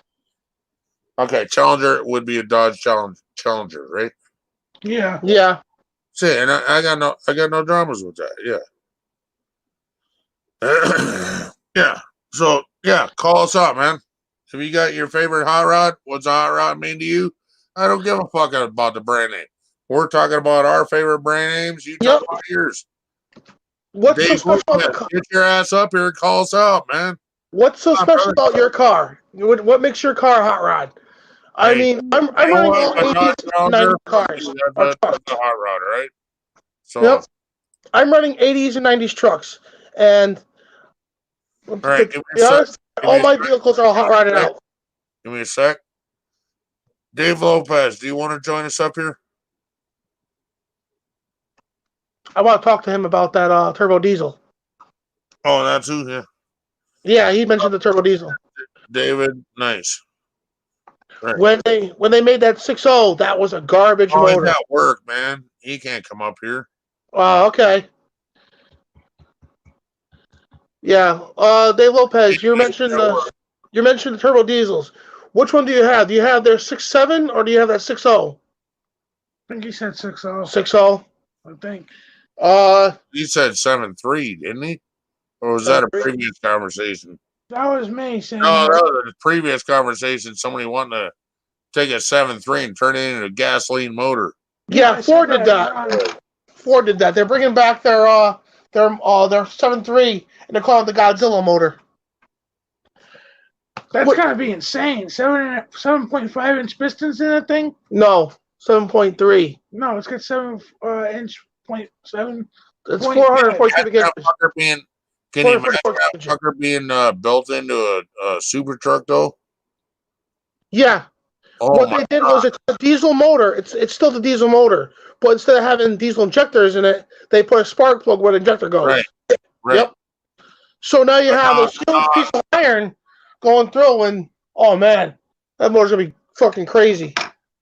Didn't Chevy have a motor like that too? Where they built Yeah. a diesel? The I think that's where 632 came in. I think they took a diesel. that was a gasoline motor, I think. I'm pretty sure it was. Unless that motor's both ways. They got diesel motors too. No, they made a I believe it was a Cummins. No, Duramax. Duramax diesel with a Cummins transmission. No, Allison. Allison. transmission. Oh, Cummins makes the engines. Allison- FYI, I'm going to tell you from a transmission guy. The Allison transmission Yeah. is literally bulletproof. You can do Oh, yeah, I anything know. Oh yeah. you want to it. No. This is from a transmission guy. The only thing he has ever replaced on an Allison transmission is the wiring. The wiring. Yep. Yeah, I never had a problem with the Allison transmission before. I pulled fucking 30,000 pounds with that tranny, Right. and not a slip, not a grind on nothing. It just touched the car ever slightly. Right. It pulls keep its hill. Let's go Frankenstein now. Let's go Frankenstein. Shoot. Let's go Frankenstein. Let's go Allison transmission. What do you put in front of it? Ford 460. That's what I'm putting in front of it. Why a Ford 60? Why not? Not a bad That's your choice. answer? Why not? Yeah. All right. Why not? It's a decent motor. I'd put a Caterpillar in front of it. Why not? Okay. I didn't say why not. I'm not. But he didn't have a fucking answer. Why not is not an answer. I want to put a 460. Okay, why? Why not? No, that's not a fucking answer. All right. Because the 460 is a decent motor that Ford made. One of the decent motors that they made. Okay, so explain that then. Not why not. Yeah. I love you too, Ken. Okay. Ford made a decent motor with the 460, but I don't know. I put something better in front of it. I mean, yeah, put a 460 in front of it. Why not? It's just Why not a fucking Dodge Hemi? Oh, Oh, well, there you go. Okay, now I can say, I'm not because saying. Okay, I didn't. because the say- Hemi. I didn't say they wouldn't hook up. I'm saying, all right, now we're talking best of the best. What do you do? Okay, are you talking Dodge Hemi? Are you talking the 572? Are you talking the 6, whatever the fuck you were talking about earlier? 632 Are you supercharged. talking 460? What Yeah. what has Ford got that's better than a 460? Is there anything out there? It just seems like the 460 is a solid motor stock. Right. I got No. Why the fuck Wait. do you want to run stock, dude? No. wait. I said the best I'm not done yet. You put a stock motor up to it, the transmission never gonna get hot. I mean, you probably. I got a 460 outside right now. that's been hopped up. I got a cabinet and fucking exhaust and intake on it. But I mean, you put a 460 to that thing. You'll probably be replacing a motor before you replace the transmission three times over. You know, I'm thinking dragster. You know, But that's what I'm thinking. Lincoln's a damn good car. Your mom's got a damn good car. They're fucking bulletproof. Dave she's Loper, got the 351 in her. Lincoln, they're fucking bulletproof, dude. Yeah. I like Lincoln way fucking better than Cadillac. Way better than fucking. Yeah. Oh, But God. Hell yeah. what I'm talking about with Allison, because I pulled such heavy weight with it, the transmission really doesn't get hot at all. I put anything in front of it. You put a what in front of it? I put anything in front of it and not worry about the transmission slipping. Okay, but what would you put in front of it? The best of the best. What's the best? The best? Shit, I didn't fucking say top. I didn't Chevy say 632. I said let's build this motherfucker. Right? Chevy 632 supercharged. What the fuck? Hell yeah. Why not? And then we're gonna go, well, that'll bolt right up. The right? only thing I'd have to worry about at that point is twisting the drive shaft. Because if that motor destroyed the dyno, okay, and Allison transmission doesn't move for nothing out of nobody's way, it's a giant rock. You can't kill it. You can shoot it with a 50 BMG. It will not fucking crack. I'd be worried about twisting the drive shaft or destroying the rear end. I got a drive shaft for you. Yeah. What would be yours?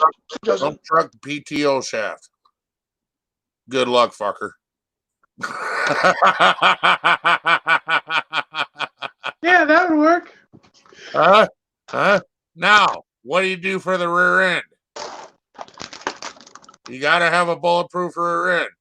I was going to say Dana, but fuck the Rockwell. I call bullshit on the Ford rear end 9-inch.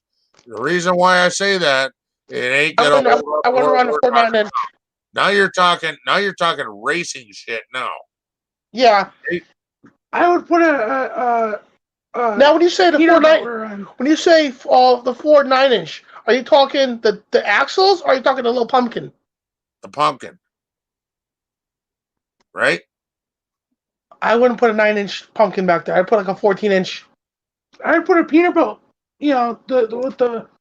I'd go get a fucking axle out of a 1-ton truck and put it in there. Okay?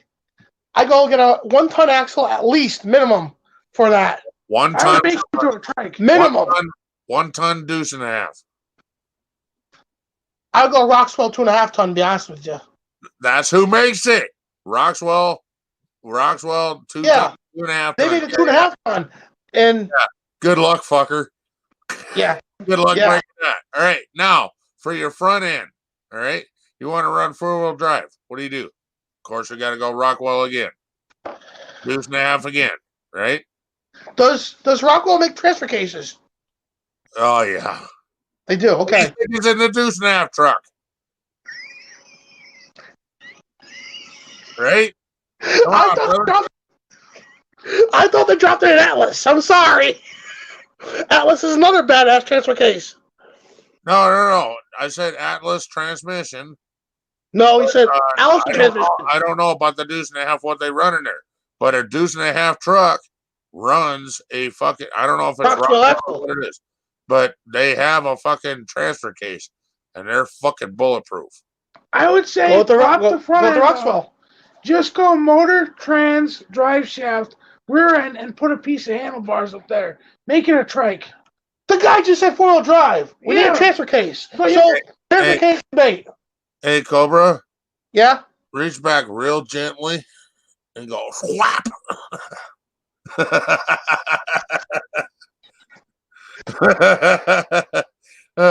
That's brotherly love. The guy politely said 4-wheel drive. So Hey, you have to Joe. figure out a drivetrain to the Now you need to go back and do it again. All right, reach back real gently. I think it would be more fun to have a set of aprons and just. Stop it! You're gonna hurt yourself. Boom! Bye. Uh, Oh God.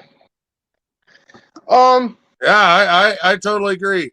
I like Lincoln way better than Cadillac. I like Lincoln way better than I can't think of what the fuck the Ford one was.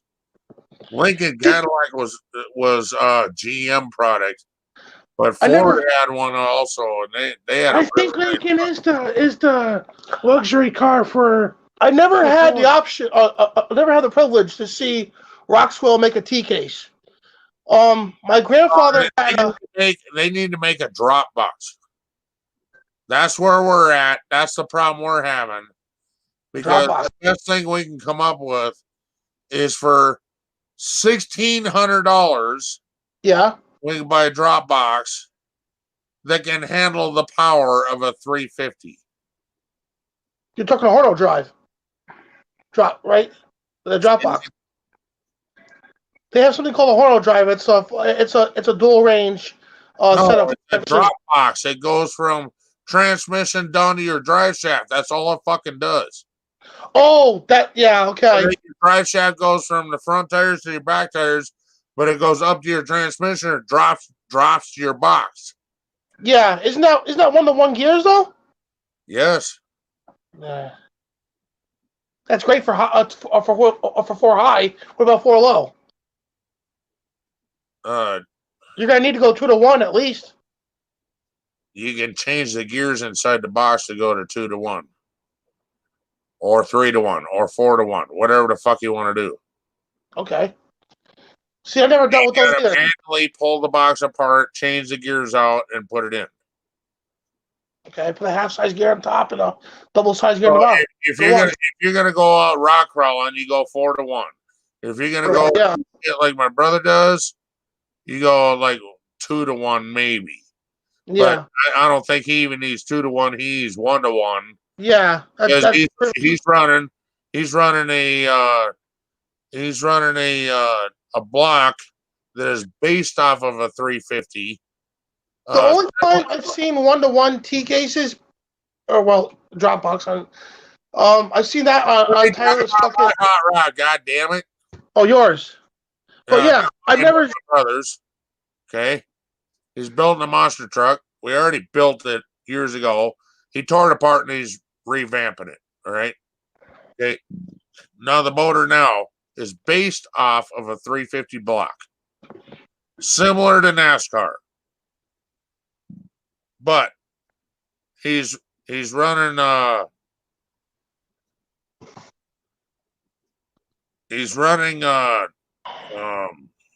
don't remember what the fuck cubic inch he said he was. 500 and some cubic inch. 540, 502? Something like that. Probably 540. That was a common block I'm thinking it's like 502. Nikki Pink, holy shit. Wow. They went like that. What's up? Woo-hoo. How you doing, Nikki Pink? Good to see you. Hi, Nikki. Hey, Nikki. But anyway, I want to say it's a 502. It was a 454, and then he bored the fuck out of it, whatever. But anyway, he's also running NOS on it and all this. He is averaging right around 1,400 horsepower without the NOS. Without. Wow.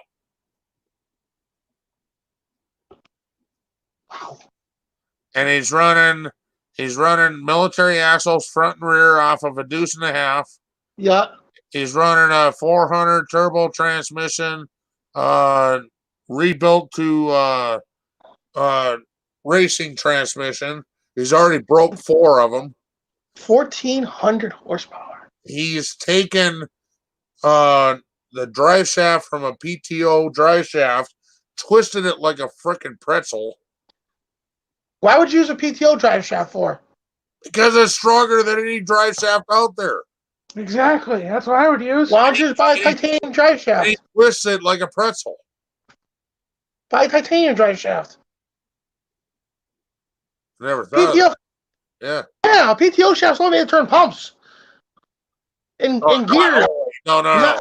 I'm talking off of one of them big, huge trucks the big ones in the fucking mines that run the fucking huge hoist up for the dump. Yeah, that goes through another gearbox, but it ain't putting load on it because they're running like Oh, trust me, there's one gear. Yeah, not like that. They're not putting 1,400 horsepower to the fucking thing. Why not a prop shaft off of a container ship? You know, just rip that container ship prop shaft out and turn that as your you know, Okay, it's okay. Only, your drive shaft's only like 2 feet around. Redneck, back to the why not. Why not a prop shaft? Because the thing's 10 times the size of the vehicle. The vehicle be a pancake. I mean, we can cut. No, you don't know my brother's truck then. All right. But anyway, he's running 4-foot tall tires on it and military axles front and rear off of a deuce and a half. He had actually, I take that back. He had a Chevy 350 in it that was hopped up and twisted the fucking drive shaft, okay, and blew up a racing transmission 4 times. Did he put a shift kit in it? Yeah. He had a hopped up racing transmission. Yes. But still, yeah. Then again, built it 4 fucking times. I gotta get this in my head. 1,400 horsepower. You're gonna break anything. He comes out and it's welded in front and back. He fucking guns it. The front of the truck comes what? And fucking how's it? Yeah, you're talking. He makes it through the first mud hole, so the truck comes up in the front end. Makes it through the first mud hole, makes it damn near all the way through the track, and then fucking guns it to get out the back end, and fucking transmission goes, oh, boom. You see, the problem I'm having is I can't wrap that 1,400 on my head. It's gonna break everything and anything in its path. He ain't run it yet. He's already built it, but he ain't run it yet. The other one had like maybe 400 horse. And he's broken so much shit, he don't even know where to fucking start now. Now he's running an alcohol motor with NOx. Hold on, I think I see where the problems come from. When he built the transmission, did he have it outsourced or did he do it himself? Yeah, you're a wild one, Nikki. What? When he did the transmission, did he have it outsourced or did he do it himself? Outsourced. Outsourced, because the place who's doing my transmission for my van, I got Turbo 400 net also. And the first thing they ask you is, what's the horsepower? What's the torque coming out of your motor? They give you a slip. You got to fill out all this information, so they build that transmission accordingly. Well, they blamed it on his build. They said his build wasn't square. They had every fucking excuse not to guarantee it. They said his tires weren't square, blah, blah, blah. See, Red knows. Yeah, no, Red knows. I love you, Nikki. That's what Red knows. No, square tire, the tire square, that wouldn't be a problem if they're off a little bit. It's the power coming in can't get out of transmission fast enough. Oh, bullshit, Nikki. You're always a wildfire. I love you, and that's why I go to your channel. I haven't been over there in a while because I've been trying to promote my own channel, trying to grow my channel. But yeah, we love you, Nikki. You're damn good people. I can't believe you're over here. That's just a blessing to me. I appreciate you. Way bigger fucking channel than me, by the way. I'm just starting out. I'm a little bitty guy. Now. Oh, wait. Redneck Starstruck. Yeah.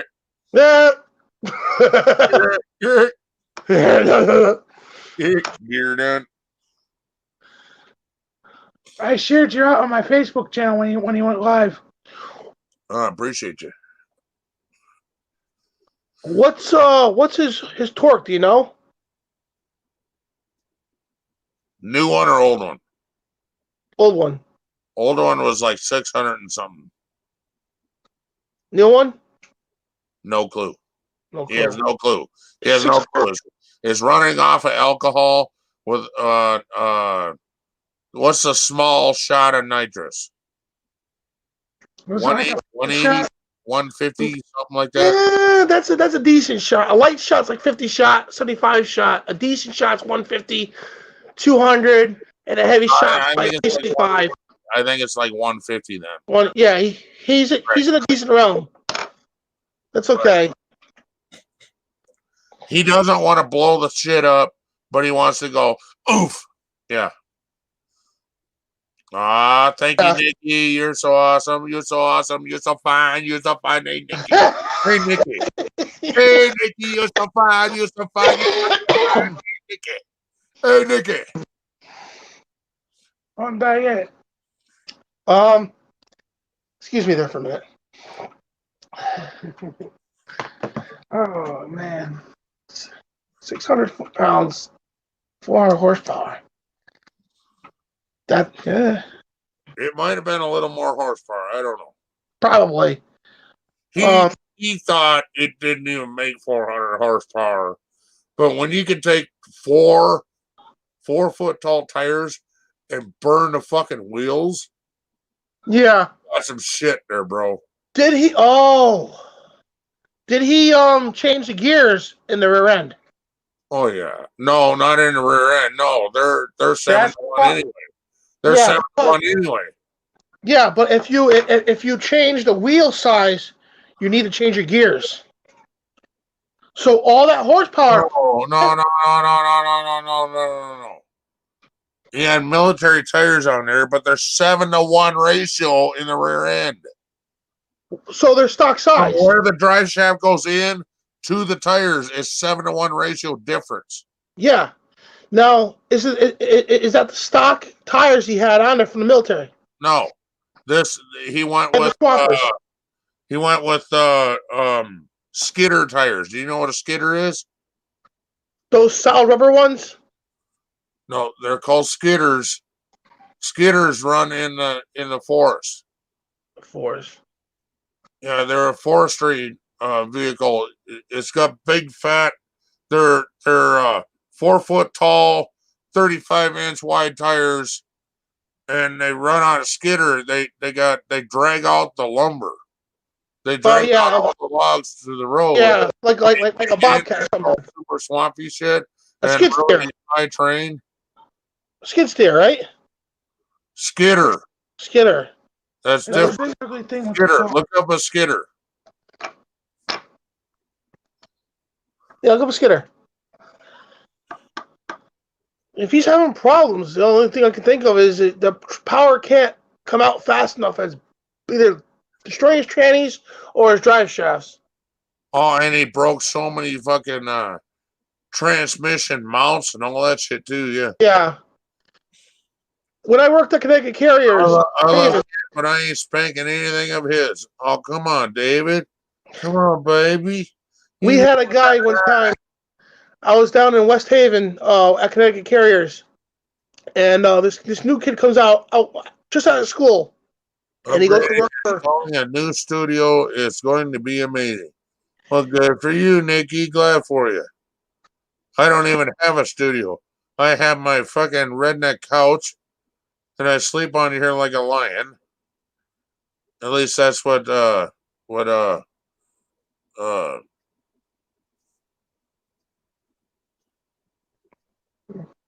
what's her name? There you go. I can't find it. Okay, I'll be right back. I'll look up later. We had a guy. I was trying to say there. From Connecticut Carriers, the guy just came out of school trying to be a hotshot trucker. Yeah. All right, and that ain't no joke, dude. I know you guys don't know Connecticut too much, but we have some gnarly hills here and there. And he came out of the terminal from FedEx, and like an idiot, wants to show off. He's hold on. I gotta sing a song real quick for David Lopez. So what you're saying, David Lopez? You love me, and you do anything for me, but I won't do that.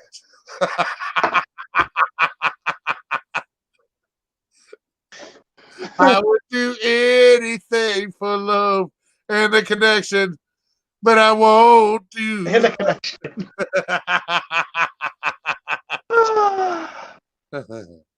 Yeah, getting off the couch and onto the desk. Oh, look at you, mister. Oh, it's going to be better so I can actually do some tickets live too. Oh, I forgot you do tickets. Yeah. That's all right. That's about right. Meatloaf. LOL. Yeah. But I won't do that. Yeah. Hell yeah, brother. All right. Continue. Okay. This is where I relate to your brother. The guy comes out of school. I'm not saying your brother is stupid or anything. This guy was. My boss has a Kenworth with a Mercedes diesel. Oh, the part that broke on the transmission was the housing. The housing. The housing. It took the housing and cracked He it. destroyed the internals of the transmission. Huh?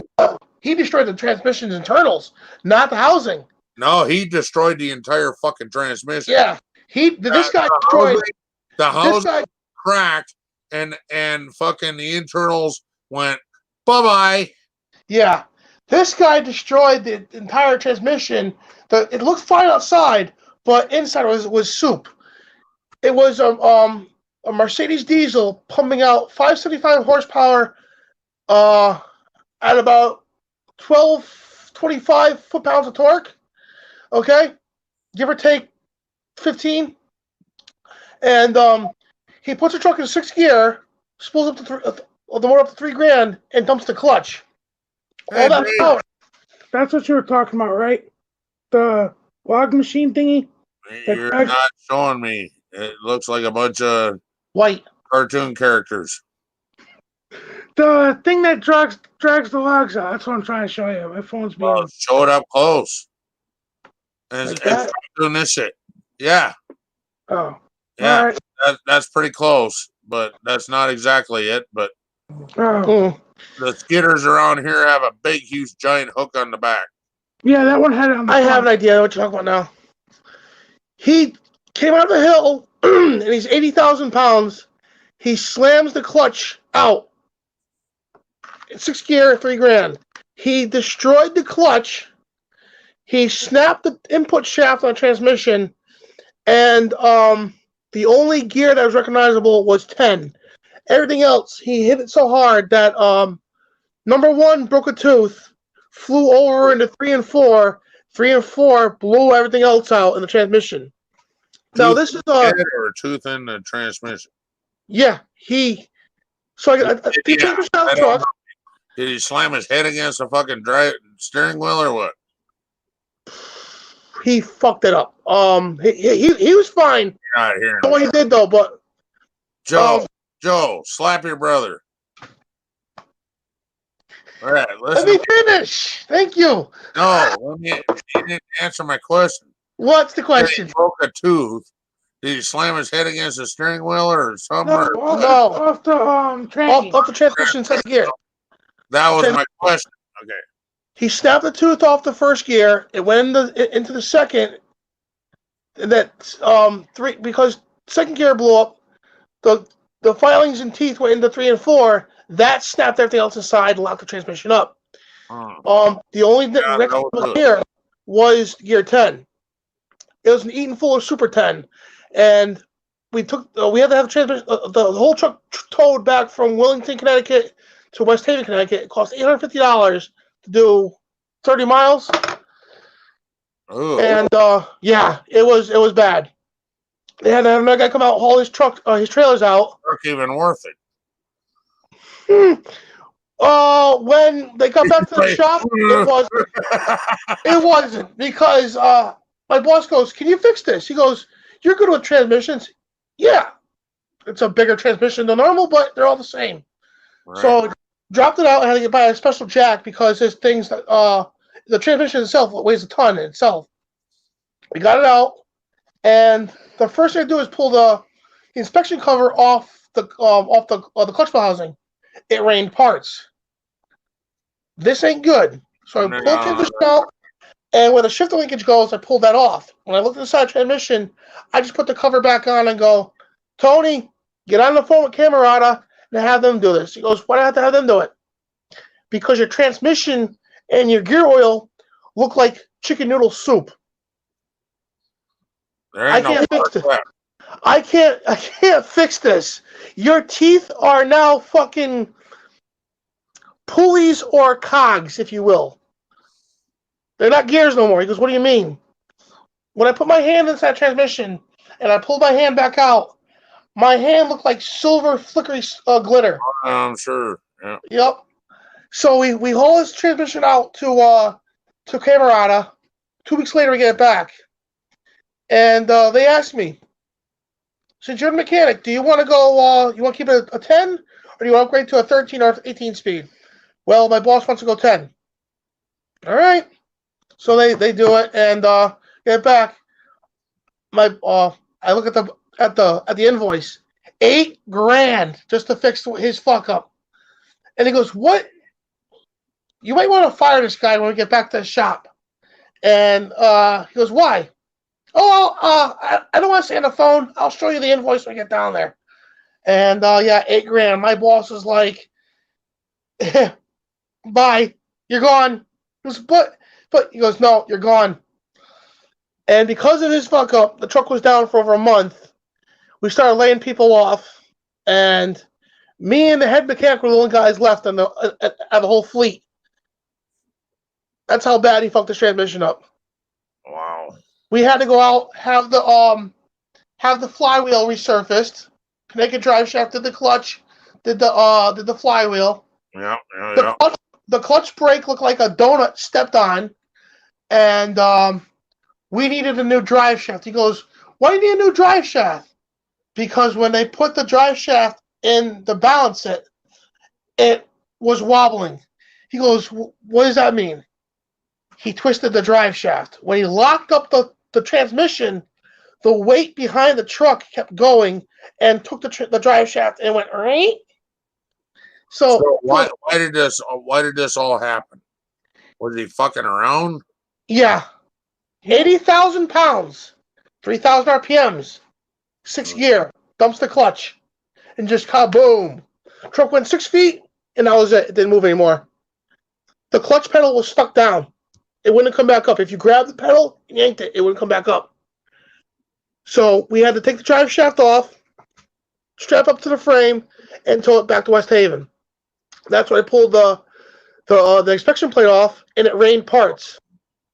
I got the clutch out, okay, and the input shaft is still inside the clutch while the transmission's on the ground. The input shaft is like 3 inches in diameter, and it had a clear shear. It looked like someone took a knife and went. It wasn't broken, it was sheared. That's a trophy piece. Wow, dude. What the fuck? He goes, it's either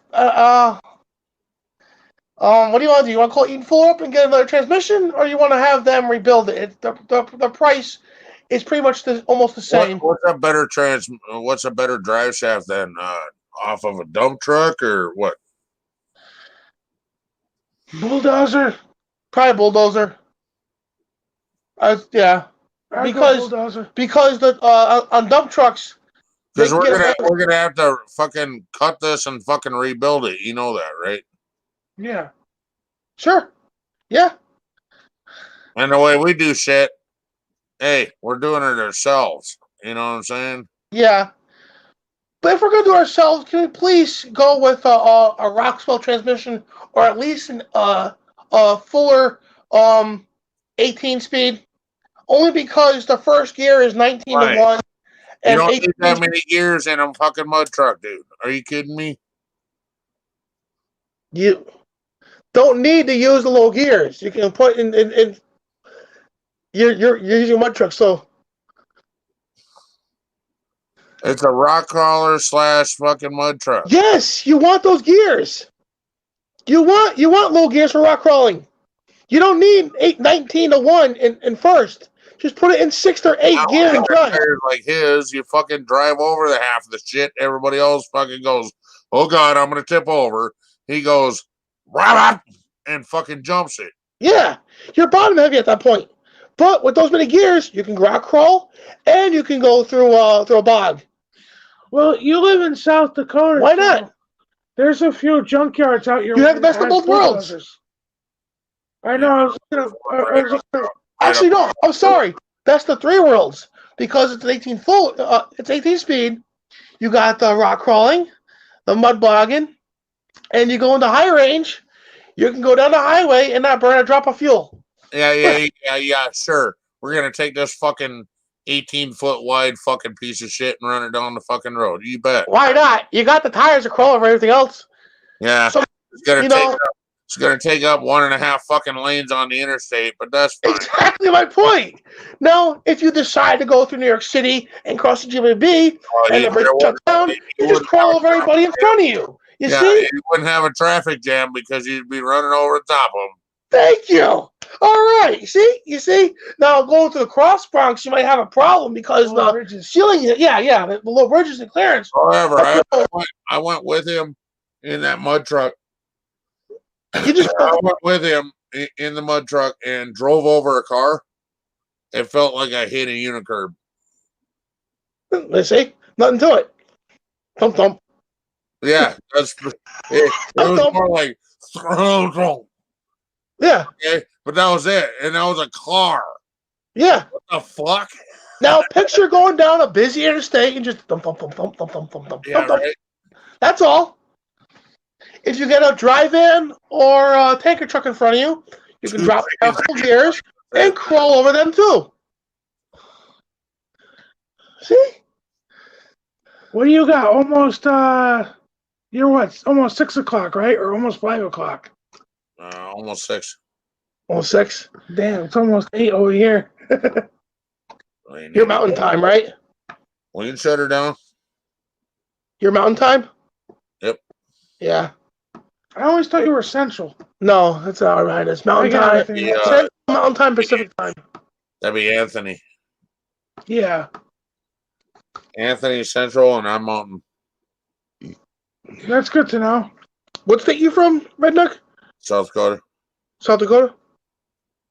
I'm on the west side, and then Lisa from Ladies and Gentlemen the Round Table, she's from the east side, so she's on Central Time. Oh, That's wow. what I get mixed up. I always thought you were... So you two are in the same state. The river splits us. Yeah. So you two are in the same state, but you have two different time zones. Yeah, Missouri River splits us. Yeah. Yep. No kidding. Yep. Oh man. Yeah, we could end this and then I'll probably jump on panel tonight when you go live at some point. We'll talk a few more minutes. It's only 8:15. Why not? Another 15 minutes. Fuck it. Round it off. Yeah. Well, I got 222 hours that we're running. Yeah. 2 hours, 22 minutes we've been running. Don't seem like it. No, don't. No, it seems like a half hour. It's hot rod talk, baby. So, that's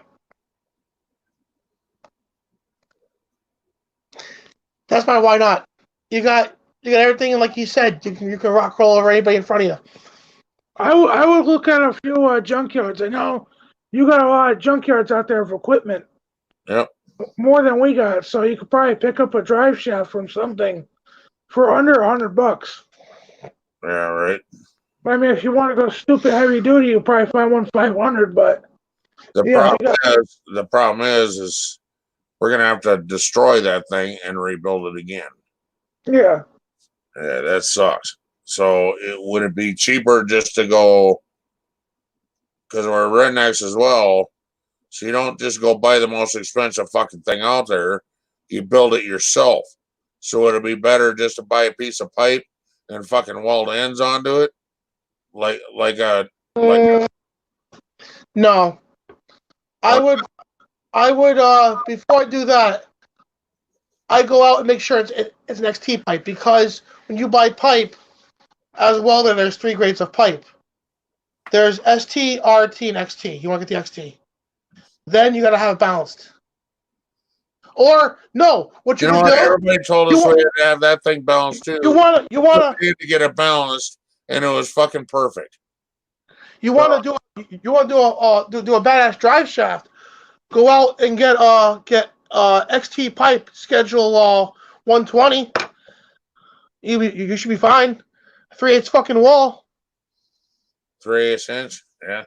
Yeah. Or go schedule 160. It's almost fucking half inch. I don't think we're that bad, but Another thing you could do, because it's a mud truck, is square tubing. I've seen that done. we did that with a PTO shaft, and it fucking twisted it like a pretzel. Yeah. The best thing for twisting against that is a cylinder. It doesn't twist like a triangle or a square does. A circle would actually take the load or spiral down the line. You want to go a pipe. Well, we read next to the square tube in a pinch because it's the simplest. You don't need to balance it like a circle does. There goes my idea of an I-beam. We built several drive shafts in the round tubes. This dumbass wants to make a drive shaft out of an I-beam.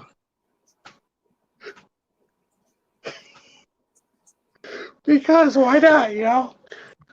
Because if a square thing twists like a pretzel, like he said, an I-beam would twist like a candy, like a freaking candy cane at Christmas time. Awesome. An I-beam.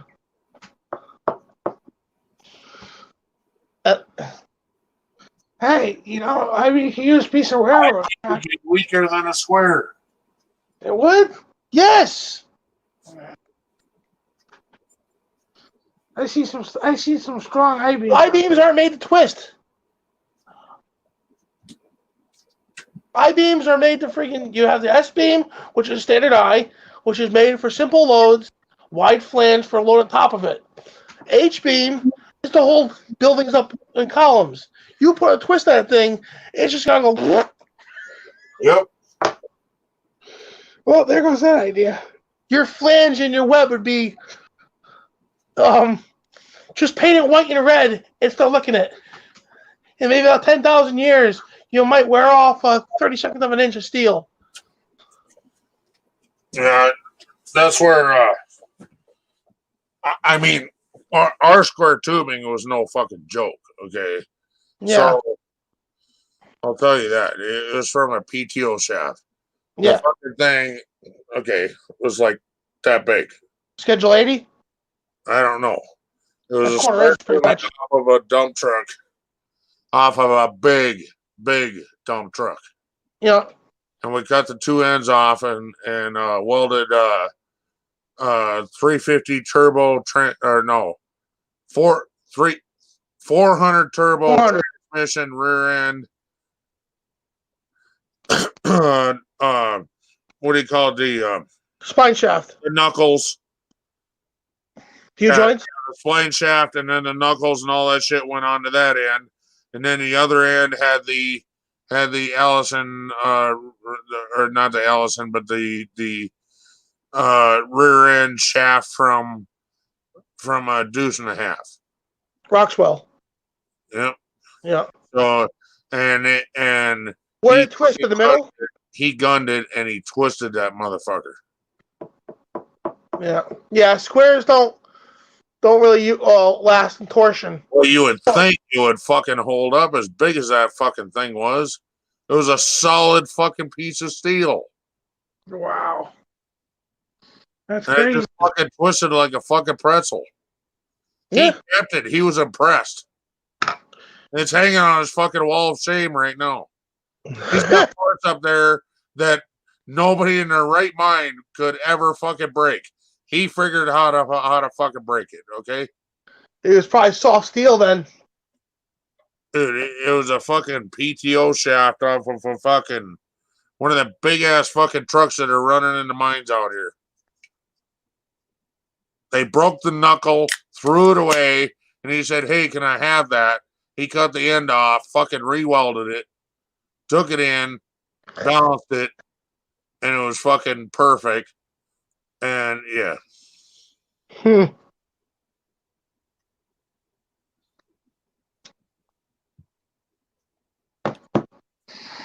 What's up, girl? What's up, brother? That's probably what. Okay, that's probably why they got rid of it, because there's probably internal damage inside the shaft. If it was solid steel, probably a crack inside it. That happens a lot. He's fucking broken more fucking shit. I almost wonder if solid round stuff. You know what, dude? Better. I've never seen a guy fucking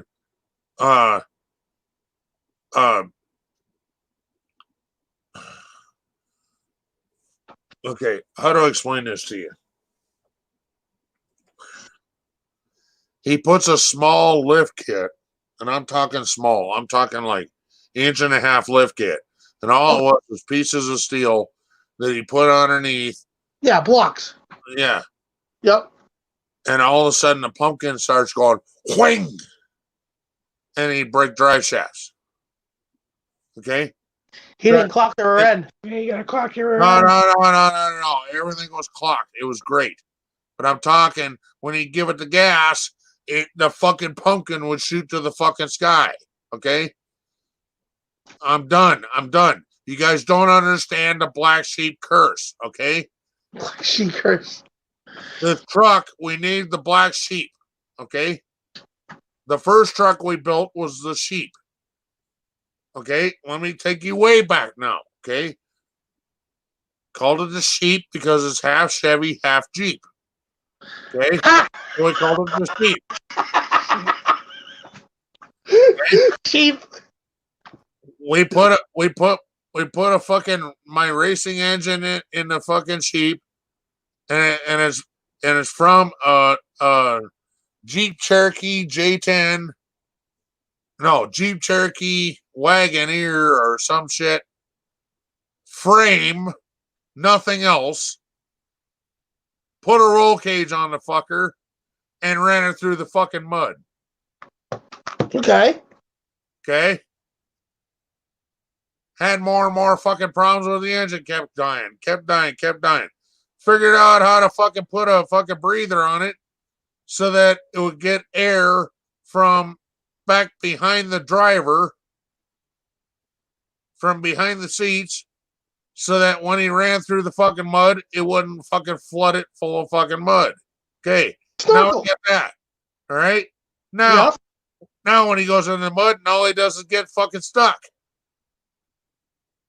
Bought some 35-inch super swampers, put it on that fucking thing, ran like a fucking Great Dane, except the problem was he couldn't see half the fucking time.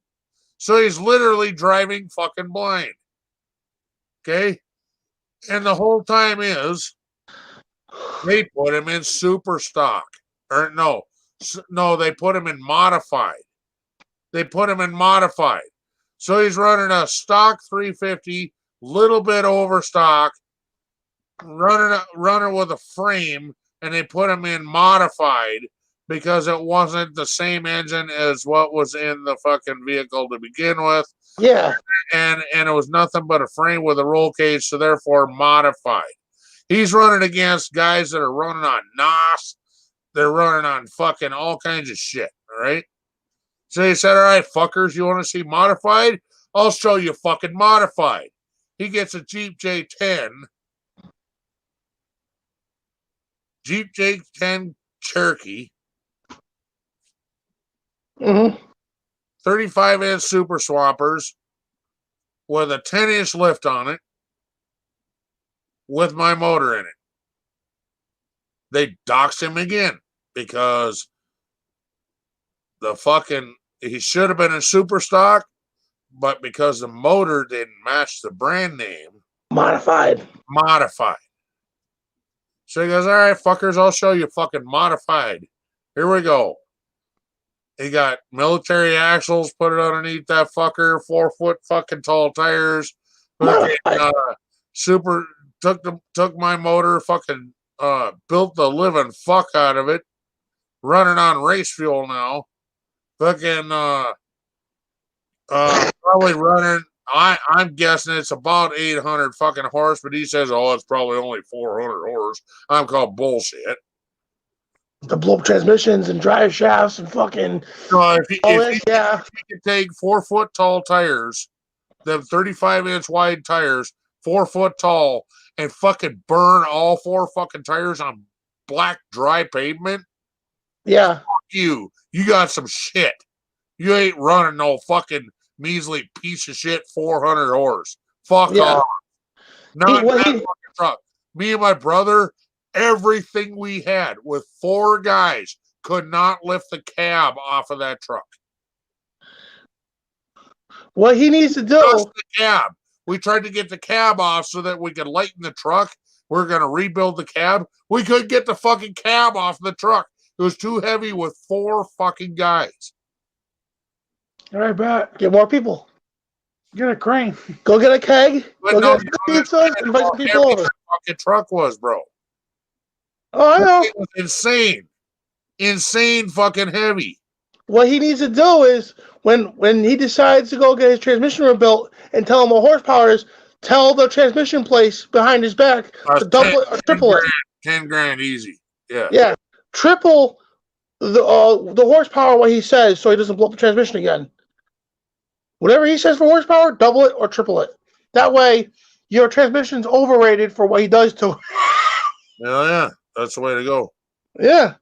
400 horsepower, call it 8. Yeah, 600, call it 12. Right? Fuck it. So I never fucking go wrong again, right? Yeah, dude. You probably got a monster truck now. That's probably what she That's is. what they call a mini monster truck. Yeah. They call it a mini monster truck because Why is he running a turbo 400 when he's running? according to monster truck, according to the guy that builds the shocks, FYI, we're running the same shocks as a monster truck, Yeah. but we only need 1 shock per corner because we're still running the small tires. Makes Why- sense. 4 foot fucking tall tires are the small tires, motherfucker. Oh wait, you're used to monster truck. All right, yeah, you're talked up. Yeah, okay. You should still have shocks on that thing. Doesn't matter what the side tire, still run 4 shocks. They run 2 shocks per corner. Yeah. I've seen some that run 4, that's why I said 4. But, oh well, he's got the coilovers, right? No, just shocks and huge springs. Monster truck shocks. Yeah, some of those are. No. The fucking oil shocks they run off the big fucking monster trucks. Yeah, with the big piggyback, right? Yeah. The little- They have a Yeah. coil spring outside, right? Yeah. Yeah, that's what I'm saying. The coilovers. There's no spring in there at all. No spring on the shock. Shock. It's just what is a giant leaf spring? There's no leaf spring. If that shock goes down, the truck fails. Huh. The spring's internal then. There's Because the shock doesn't get the weight the spring does. no spring. It's all hydraulic. That's just a dampener. Yeah. Yeah. You gotta have some kind of spring to hold the weight. They have springs internally then. There's a secondary tank on the side.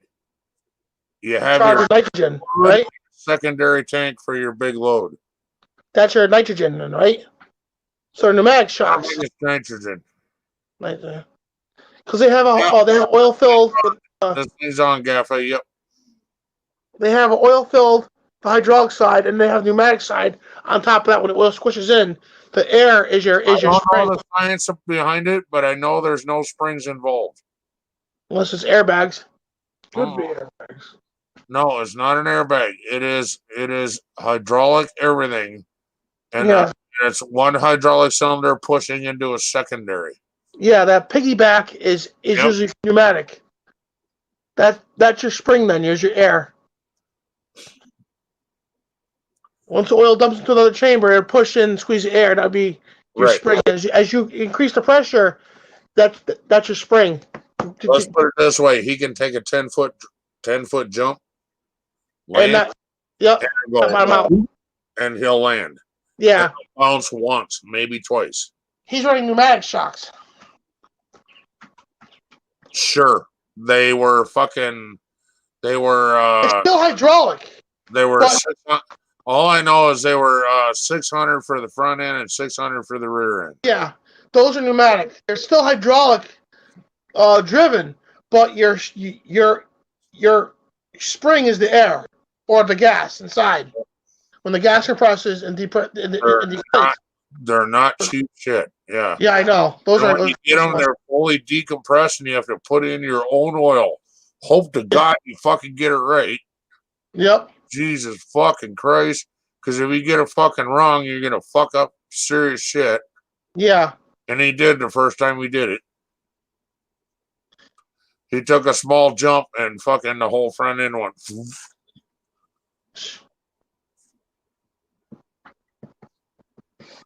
Dang. Cherokee's back again. When you get a chance, you're gonna have to send us a picture of the truck. It's totally far apart now. Oh. Yeah, now it's down to the fucking roll cage again. That's Well, fine. still, that'd be cool. See, And I don't get over there very often, but I don't know. I might fucking just plan on fucking getting in my 4-wheel drive and just going over there just to fucking do the shit today because fucking we were planning on pulling my van out of here today. I don't see that fucking happening tomorrow or today, whatever. you were talking about that earlier. That sucks. Yeah, that really sucks because it's gonna cost me a fucking over $100. And I'd rather have somebody like my brother that can fucking gut that fucking thing and put it in good places, you know? Yeah.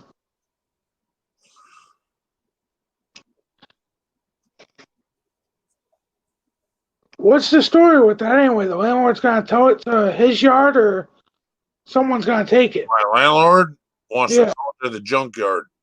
Oh, And if I God. want it back, it's going to cost me over $100.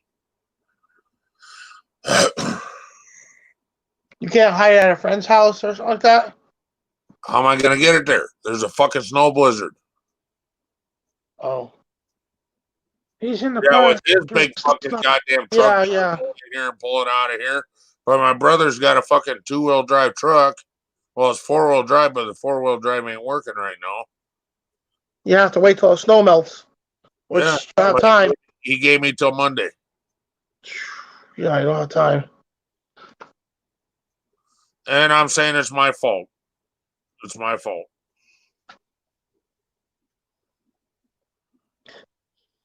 It's my fault because there was several weekends where it was nice, but I was like, it's so fucking sloppy out there, you can't even fucking walk. I'm not fucking working on that fucker and that shit. Yeah, I'm it's talking not- literally like you sink into your ankles in the mud. Yep. Yeah, that's all you need. Put ice and snow in the mix of that too. It's even worse. And that's where I was at. So I was like, fuck that. I don't need this shit. I ain't doing it. And now this week, he says, either get it out of here or we're towing it. And now a snow blizzard. That's wonderful.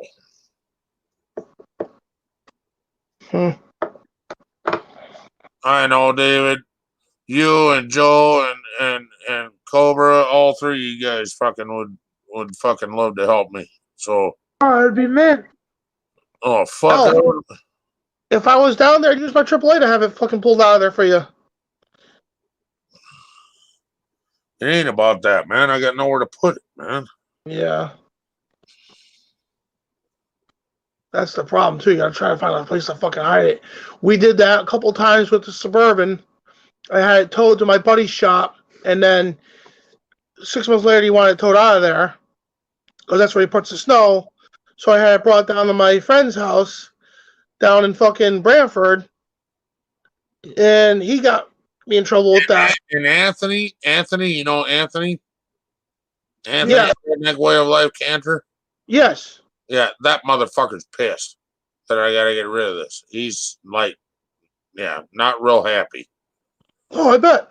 Because I told him one day, I said, yeah, I got to get rid of my redneck card now. I got to give up my redneck card. He's like, why is that? Well, first I had to sell my mud truck because I was short of money. And now I got to get rid of my hot rod. He's like, what do you mean your hot rod? I said, yeah, that minivan with a 350 in it. Fuck you. You ain't getting rid of that fucker, dude. You fucking crazy. Said, I ain't got a fucking choice, dude. Landlord wants it to fuck out of here because it ain't running. And I fucking totally fucking lost interest in fixing it because I just, well, because the fucking motor in it is worth a lot of fucking money, Dave. Yeah, it's not just that it's a fucking van. It's got a 350 shoved in it with a 700R Nice. seven 704. 700R4 transmission in it. Yep. Yeah. That's And nice, Manny. My Suburban like that. not a piece of shit, dude. Okay? It's my fault because I haven't gotten it running because I lost interest because yeah, and I bought all the fucking parts for it, but they're all fucking sitting on the shelf. You know what I'm saying? It's like I could probably get it running in an hour and a half if I had somebody that gave a fuck. A lot of retards say, the problem is I'd say, hey, you gonna come over and help me? Yeah, I'll be there. And I'd be there working on it for an hour and a half, 2 hours, and they wouldn't fucking wouldn't show. Fuck it, I'm gonna go drink beer. Fuck it. you know, funny thing is, a lot of these retards, and I don't care who hears me and what they say. You have the turbo 350, you have a turbo 400, which is the heavier duty version of the 350. 700R4 is the overdrive 400. That's why I say. Everybody says a 700R4 is an overdrive 350. I said no, it's not, because the 700R4 is what the military used in the Sherman tanks, and they use it on the drag strips today too, because it's got a low first gear, and that overdrive is disgustingly high. Yep. You know, everyone's like, no. We put overdrive depletions. Why would you do that? Just put a 400 in your car then. I would love to take that 700R4 and put it in my Blazer. Yeah.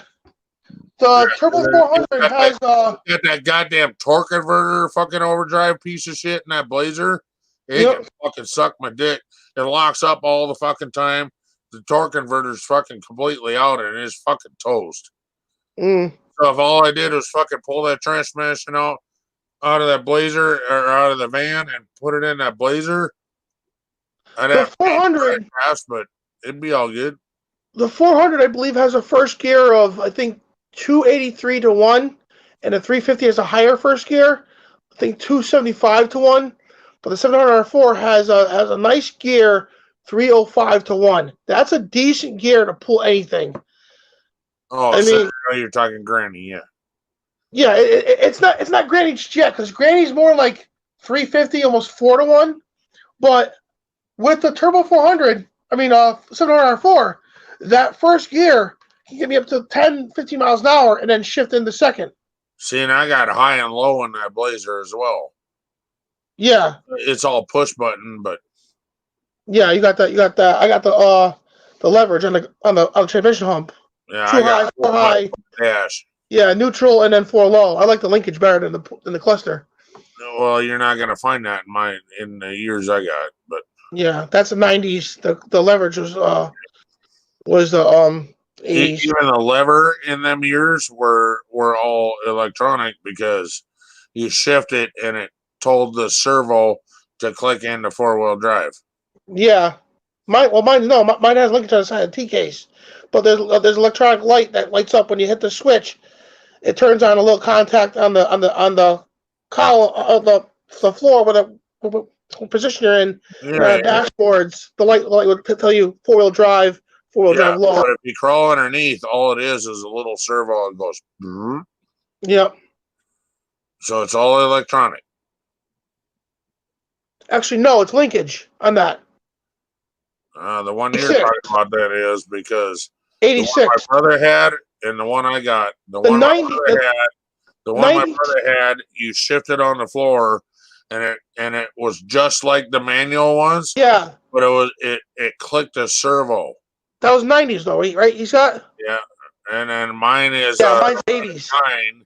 And it was push button on the dash, but it clicked a servo. Yeah. So his was on like a 92 or something. Yeah. It was a 4 shift, but it was Yeah, when you on his you pull backwards and go to 4 high. You push forward for low.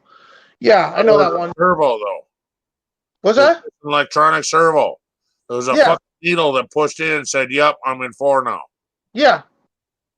Yeah, I know that. The 90s version had that. The 80s didn't. My truck was You're one gets correct down. there, gamer. There's plenty of fish there. Can't get the title is start calling around before you get nothing. You know what, Dave? I smell tuna. Right. Yeah. I hear you, Dave. I'm gonna try and call my landlord tomorrow and say, hey, is there any way we can work a deal here somehow? Because with this snow, I need next weekend at least, you know. Yeah. Yeah. And I think if I fucking got with him, I think it'd be all right. But if I just ignore the situation and just fucking pretend like it wasn't there, I think he's gonna fucking tow the fucker Monday. Yeah, I would just call him and talk to him, you know. Yep. Talk to him, be nice, see what he says. And well, he's always been cool to me, you know. Yeah. So, you know. I mean, hell, if he listens, it don't help damn thing if you're gonna be a dick, you know. Yeah. Take a picture and show him. It's fucking snow outside. I can't do nothing. He knows. He owns that fucking trailer court. So, and he lives here also. So, even better. And my brother runs it. Basically, I'm going to say a 2-wheel drive vehicle because his 4-wheel drive is out. Yeah. So, and he's pulling a big ass trailer to haul it off on. Ballad for a fisherman. All right, then. Yeah, if you're ballet for fishermen. All right. If you're running the lever on the floor and you're using servo. No, I'm not. No. I'm talking. You're talking about my Blazer. Well, your Blazer has the console on the dashboard. Right. But you said your buddy or your brother has on the floor. Yeah, his brother. I know he bought a newer truck, and his 4-wheel drive just all of a sudden went out. He said 92 or 93 is when they changed the transfer case. I don't know what year he's got now. Yeah. He had a 92 before, and he shifted on the floor, and he had to replace a 4-wheel drive, and it turned out it was just a fucking electronic servo. When he shifted it, it told the electronic system to go, yep, push this button, and go, yeah. Well, mine in my Blazer, when I push the push button, the lever that pushes over is ground off because somebody got over exotic or over anxious or whatever and forwarded or something at the time before it was actually fully into 4-wheel drive. And now it goes clunk, clunk, clunk. So you gotta take it back out of 4-wheel drive and put it back in, and then it'll work great for a while. And then it goes clunk, and it goes knocks it out of 4-wheel drive. So it's not fully engaging. So I take that part out and replace it. It's just a lever that moves back and forth. Yeah, the servo ain't moving back far enough to put the dog clutch in place. The servo is moving back and forth, but it's ground off.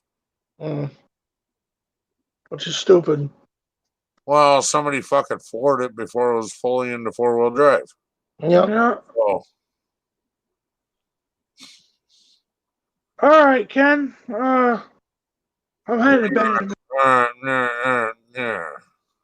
Yeah. Yeah, see? Yeah. Yeah. Looks like past 8 o'clock, see? Looks like Cobra's hanging in there, but Joey, he comes in hard and going on with low steam there. Cobra's losing it. But yeah, good to have you up here, guys. Appreciate it. Yeah. Been a while We since should have not been on here this long. Actually, I wanted to make it an hour. But but hey, we started talking about superchargers, turbo, and NOS, and transmissions. It's like, Right. fuck, I gotta talk. It turned into a whole shindig bigger than I ever thought it would. But yeah, It started off with Ed O'Brock and fucking Holly, and look what happened. you've gone Capone again, Ken. What's Capone got to do with anything there, sir? Yeah. We can shut her down and yeah. Love you guys. Yep, love you too, brother. Joining me. Yeah, man. Love everybody in the chat. Thank you for inviting me on this panel. My first time on Redneck Connections Live here. Usually I talk to you guys by texting. You're more than welcome up here anytime, bro. Hell yeah. And 4-wheel drive pulling and foreskin back. Yeah, I hear you. Gamer. Probably a big 4-wheel drive, knowing you. First, what is the outro? What's that? No, I was saying, he said, how do we close it out? I said, you'll do your outro first, then we'll close it down. Oh. You want to help me with my outro? I never did your outro. Well, you can help me, though. Okay, lead the way. I was on when you guys were on that long. I usually fell asleep on you, sorry. Or I had to get off for some reason. All right. As I always say, be you, do you, and always remember, be good to you. Stay redneck. Hey, guys. Stay redneck. Yeah. Later, bro.